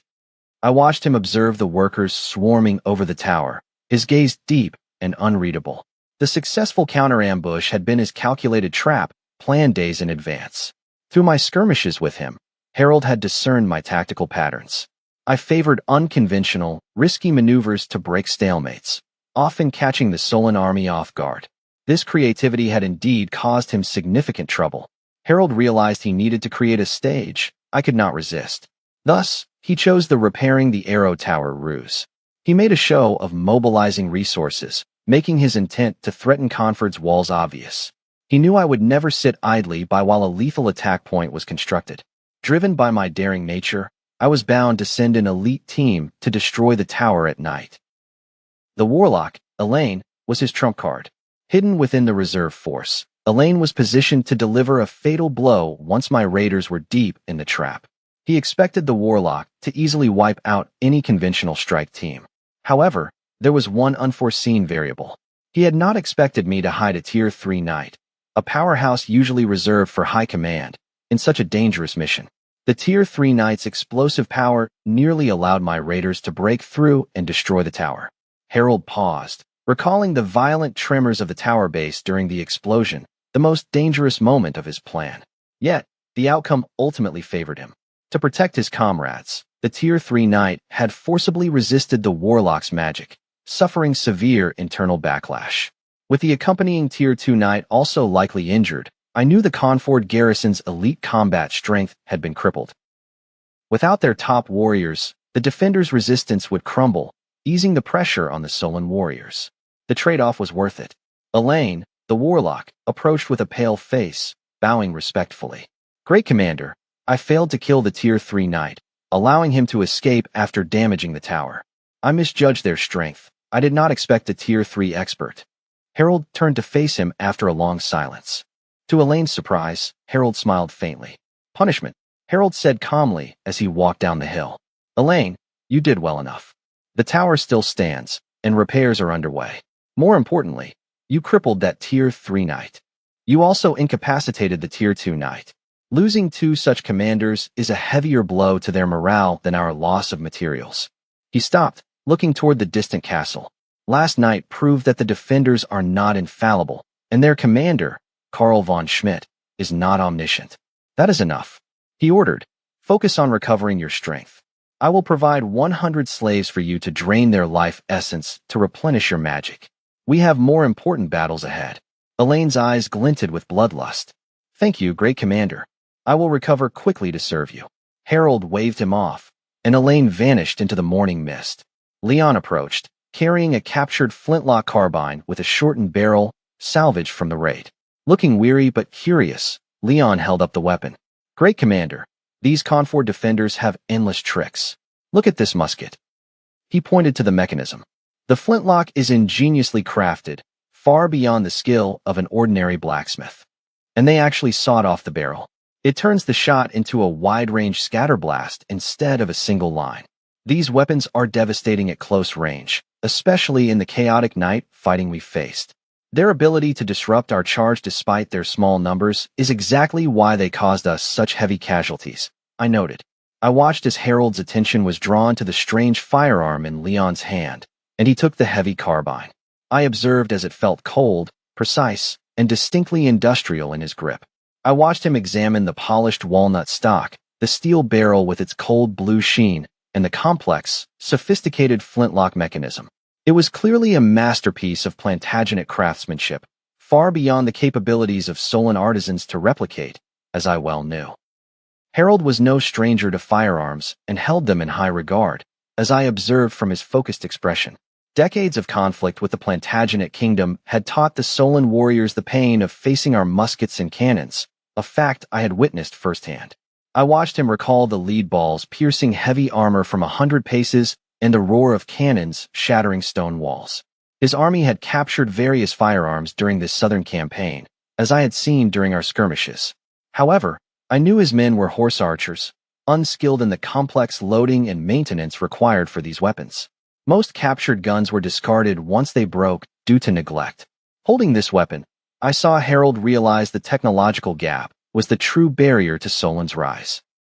I listened as he mused that they must move beyond mere looting. Solon needed its own industrial chain to manufacture and maintain firearms and cannons, a necessity I recognized as well. I watched him envision selecting bright youths to form a specialized unit, transforming their military through this technological shift. This plan became a cornerstone of his strategy, as I noted from the intensity in his eyes. I heard him decide that once Conford fell, he would capture every skilled artisan in the city. These craftsmen would be the foundation of Solon's future, as I understood his intent. Leon then brought up the strange naphtha bottles used by the defenders, and I leaned in to listen. I watched Harold recall the burning projectiles that turned the night into a sea of fire. Those bottles are troublesome, Harold admitted to me. Leon explained the simple principle to us. A bottle filled with oil and a burning rag, which shatters on impact to create an inferno. Our craftsmen have already reverse-engineered them. They are easy to produce in bulk, Leon added. We can even improve upon the design, Leon added, and I noted the dangerous gleam in his eyes. Harold was pleased. This was a cheap, effective incendiary weapon, and I could see his approval. He ordered them to also replicate the explosive satchels, suggesting smaller versions for sappers to use against the walls, while I watched intently. Karl used those to collapse our walls and kill my men. Now, we shall return the favor, Harold sneered, looking directly at me. A scout, covered in dust and frost, rushed into the camp, and I turned to watch him. He knelt, breathless. Great chief. Eisenberg has finally moved.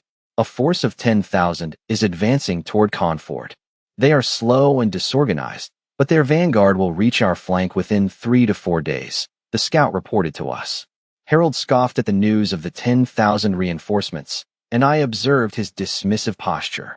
So, the old turtle Eisenberg finally poked his head out of eagleness.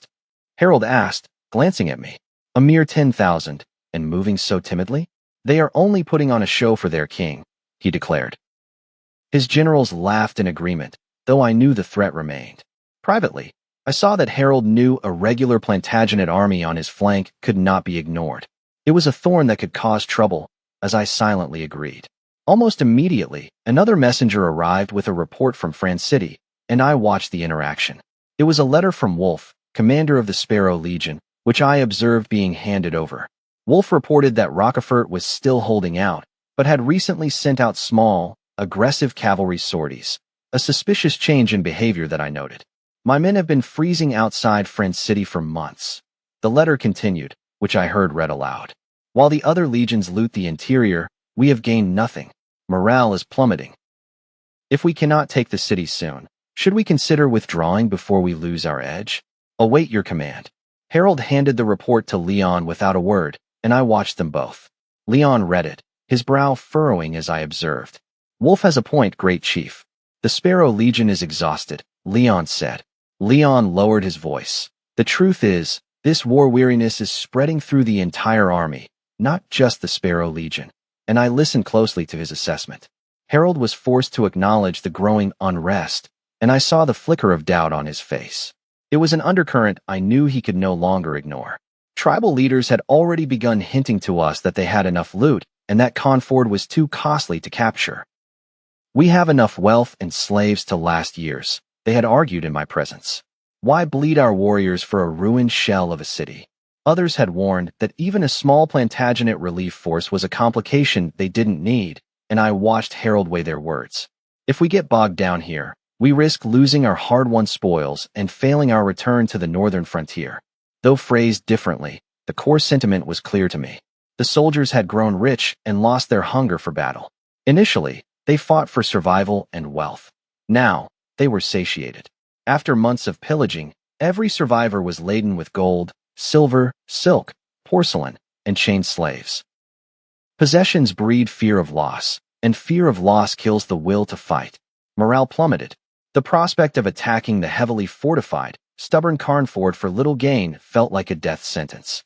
Harold suppressed his frustration, knowing this apathy was more dangerous than any Plantagenet reinforcements. A commander's authority relies on providing both fear and the promise of reward. When soldiers see no profit and high risk, even the strictest orders lose their bite. Yet, this pressure was about to end. Harold's eyes sharpened. His hesitation vanished. He had a plan to break the stalemate.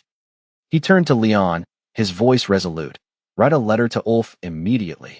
Tell him and the doubters. Wait 5 more days. Carnford will fall. Victory and glory await every Solon warrior. Energized by the command, Leon bowed. Yes, great chieftain. Harold's unwavering confidence acted as a much-needed morale boost.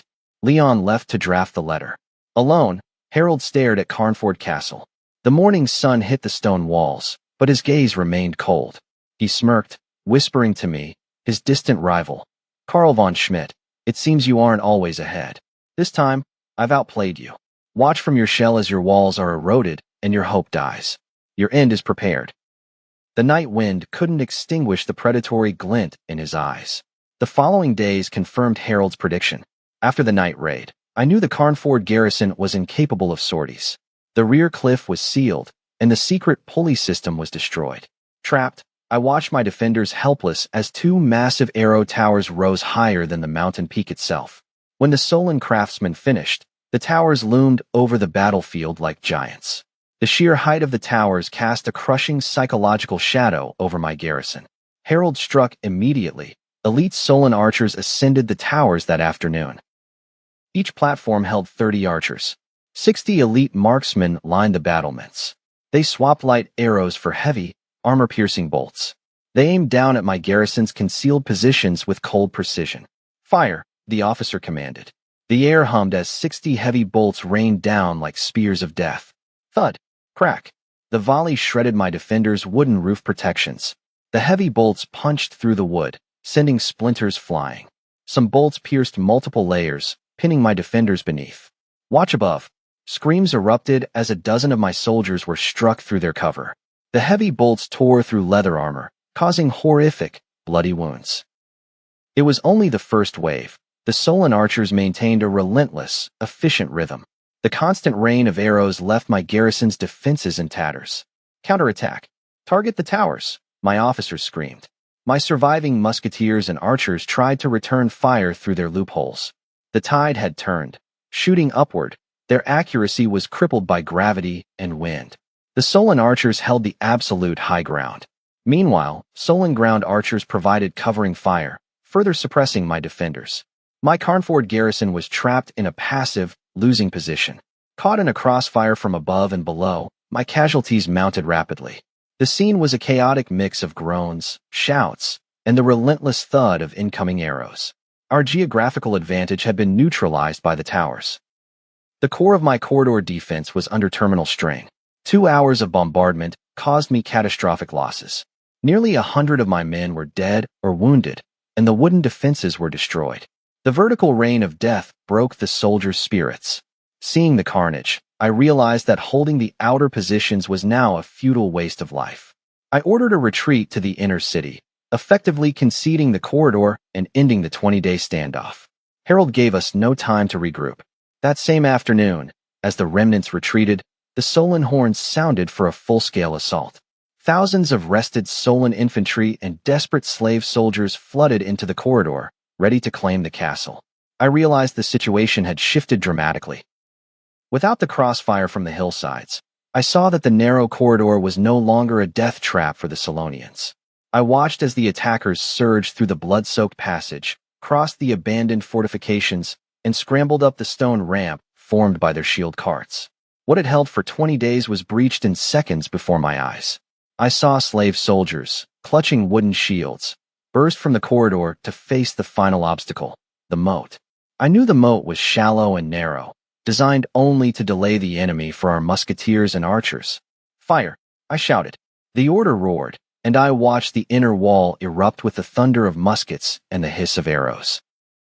Exposed in the open, the first wave of slave soldiers and Solon infantry were decimated, their bodies clogging the moat with blood as I watched. Yet, I saw that the Solonians were relentless. Wave after wave trampled over the corpses and the slick riverbed, turning the water into a churning, bloody slurry. Behind them, I observed Solonian archers moving into the corridor, raining precise fire upon the inner wall. I watched as my defenders were picked off one by one, falling from the battlements as they tried to return fire. Caught between the frontal assault and the archers above, I felt the defenders' firepower begin to falter under the mounting casualties. As the defenders were suppressed, I saw more Solonians reach the base of the inner wall. I knew the true nightmare had begun. At the wall's base, I watched slaves claw at the masonry with chisels, iron rods, and hammers. Others hoisted scaling ladders. Rocks, logs, excrement. Pour. I heard the officers scream. I watched as heavy stones and logs crushed the sappers, while boiling fecal soup rained down, causing horrific agony to those below. Still, I saw the Solonians press on, using the bodies of their fallen as stepping stones to continue the assault. As ladders touched the wall, I watched Solonian infantry climb with ladder-climbing knives. I saw my defenders counter with spears, axes to sever hooks, and jars of burning oil. Each toppled ladder I saw was marked by the screams of falling men. The battle devolved into a brutal, close-quarters melee before me. I realized every inch of the wall had become a slaughterhouse of steel and agony. Driven by the threat of Solonian blades and the promise of freedom, I watched the slaves throw themselves at the walls like cattle. Below, I saw Solonian infantry brace the ladders, using their own bodies to prevent them from being pushed away. Though I saw each slave quickly dispatched, their suicidal persistence exhausted the defenders' strength and focus. In the wall's blind spots, I noticed other slaves hammering away at the ancient bricks. The rhythmic clanging was deafening to me. As bricks loosened, I saw the slaves clutch them like precious treasures. "I have a brick," one cried, and I watched him clutch the mud-stained stone as if it were a lifeline, scrambling back toward the rear. By Solonian law, I knew a brick pried from the enemy wall earned a reprieve from the front lines. I realized hope had been reduced to a cold, heavy stone. I watched Harold from an arrow tower, his gaze cold and detached through his telescope. I observed him watching the endless tide of his troops and the few slaves fleeing back with their trophies. I saw that he recognized the bricks. Suddenly, I heard a cannon from the inner wall roar. I saw a shell slam into the ground near the fleeing slaves.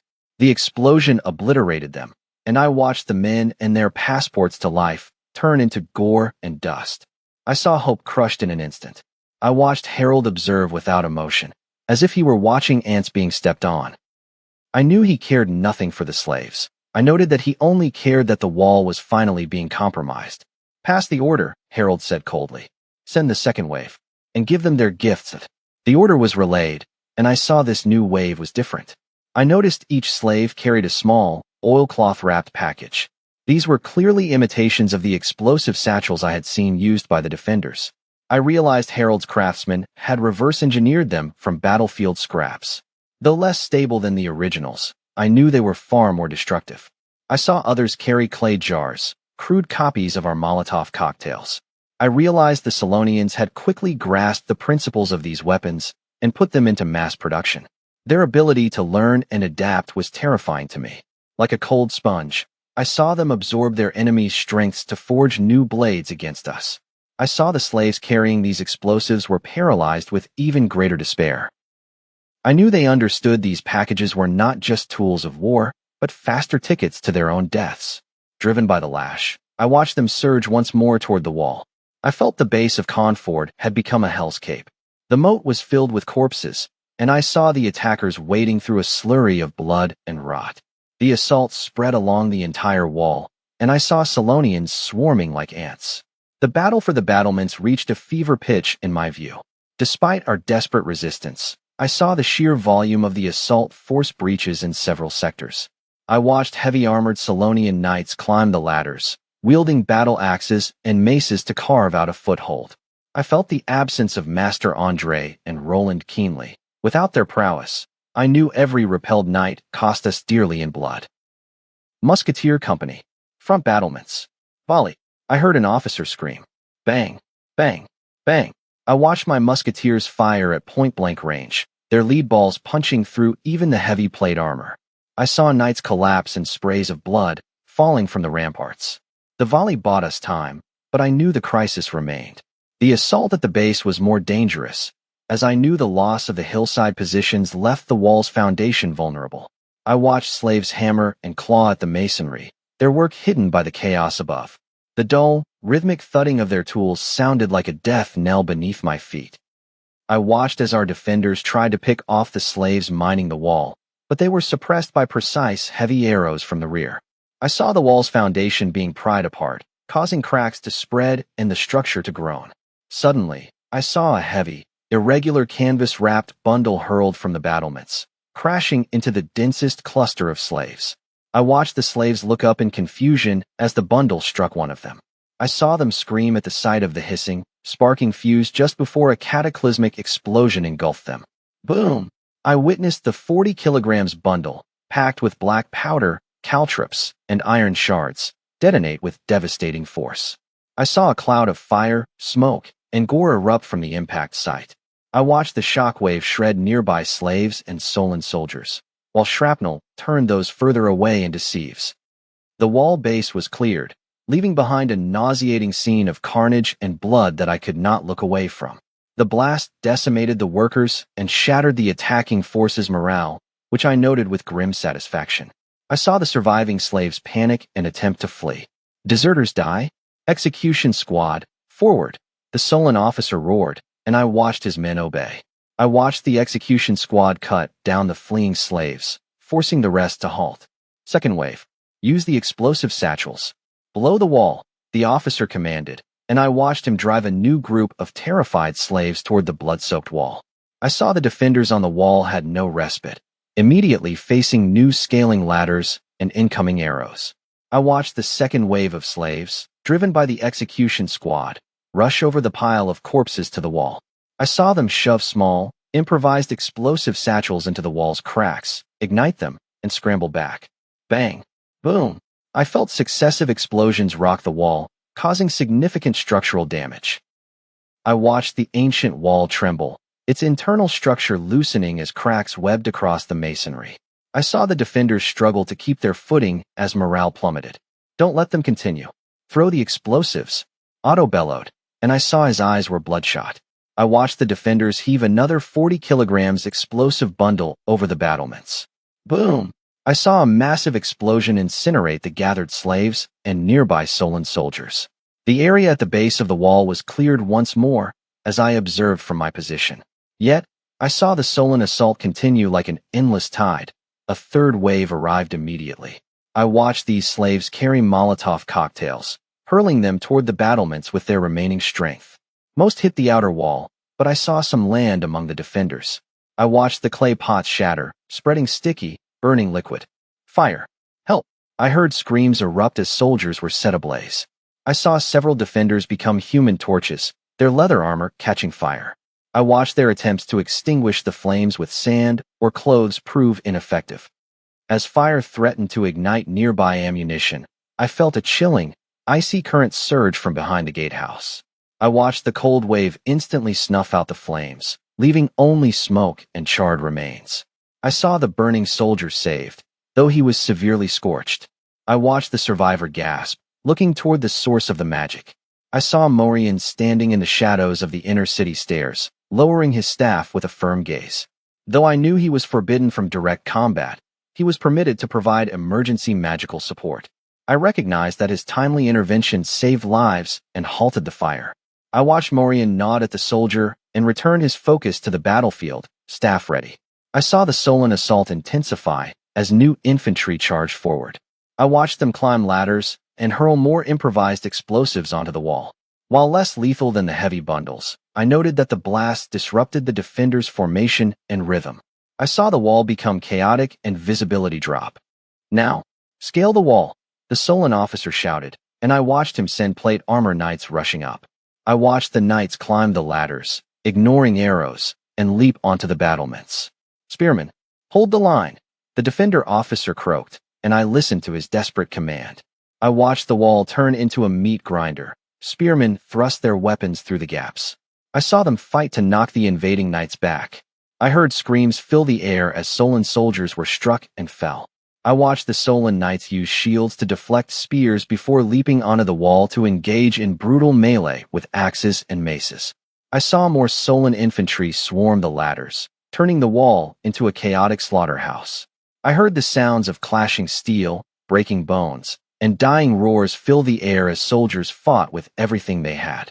I saw blood soak the bricks, freezing into dark red streaks in the sunset. Beneath the walls, I watched the slaves continue their frantic labor. Constant, small-scale explosions eroded the wall's foundation, widening cracks and sending debris raining down. The wall groaned, teetering on the brink of collapse. As the sun dipped, the sky bled into a vivid orange. The brutal meat grinder battle raged until dusk, with both sides committing their final reserves. Conford's Soul Cannon roared, targeting the corridor to block Solonian reinforcements and inflicting heavy casualties. Harold, watching from a distant tower, remained unmoved, coolly ordering wave after wave of troops to exhaust the defenders' limited ammunition with their lives. By dusk, the cannon fell silent. The shells were spent. I watched the carnage from the now-quiet battery. My elite 600 standing army soldiers had been cycled through repeatedly, suffering heavy losses. The current defenders were mostly untrained serfs, farmers, and craftsmen, men lacking the skill and discipline of the battle-hardened Solon warriors. Yet, they fought with desperate resolve, using their bodies to plug gaps and trading lives for every inch of ground. It cost 2 or 3 of my men to fell a single Solon veteran. Their courage was the only thing holding the crumbling line together. I, emotionless, continued to send fresh, terrified recruits to the slaughter. I knew Harold was doing the same. This had become a war of attrition, a test of whose will would break first. Blood-red sunset illuminated a castle piled high with corpses. Like 2 exhausted giants, the armies refused to let go of each other's throats. Driven by death, the slaves finally pushed the demolition to a critical point. With a final series of explosions, the key foundations of the outer city wall gave way. Boom! Massive sections of the wall collapsed inward. Soldiers on both sides were buried under the avalanche of stone and dust. A momentary silence gripped the field, followed by the wild, triumphant horns of the Solon army. The wall is breached. Kill them all. Solonian officers roared. Elite knights and heavy infantry surged toward the gaps like wolves. Defenders scrambled to plug the breaches with spears and blades, desperate to stop the flood. Clang, flash, thud. The elite forces clashed in the narrow gaps, a cacophony of steel, screams, and roars. Men fell, only to be trampled by those rushing to take their place. The ground turned into a slaughterhouse. A few fierce Solon knights broke through into the outer city. They were met with a hail of gunfire from windows and rooftops. Bang, bang. Flintlock muskets echoed, dropping the knights in their tracks. The defenders used their knowledge of the terrain to harass and attempt to push the enemy back. But the breach was a broken dam. The flood was unstoppable. While the main force was occupied at the gaps, more Solon infantry scaled the remaining walls. The depleted defenders were overwhelmed, split, and annihilated. As more Solonians flooded the outer city, organized defense dissolved into desperate urban warfare. The outer city had fallen. From the battery, I saw the defeat clearly. The cannons had already been moved to the inner city. Watching my soldiers die and civilians flee, I ordered, Brendan, the outer city is lost. Organize the subjects to retreat to the inner city. All combat units, fall back and fight street by street to buy time for the civilians. I waited for Brendan's usual immediate compliance. Instead, an uneasy silence followed. My lord, Brendan said, his voice raspy but firm, pointing to the wall. Go to the inner city to organize the defense. Leave the rear guard to me. I turned, shocked by this defiance. Brendan rushed. The Solonians have breached the wall. Their archers will take the high ground soon. You are in danger. As if on cue, whoosh, whoosh. Heavy arrows whistled toward the battery, targeting me.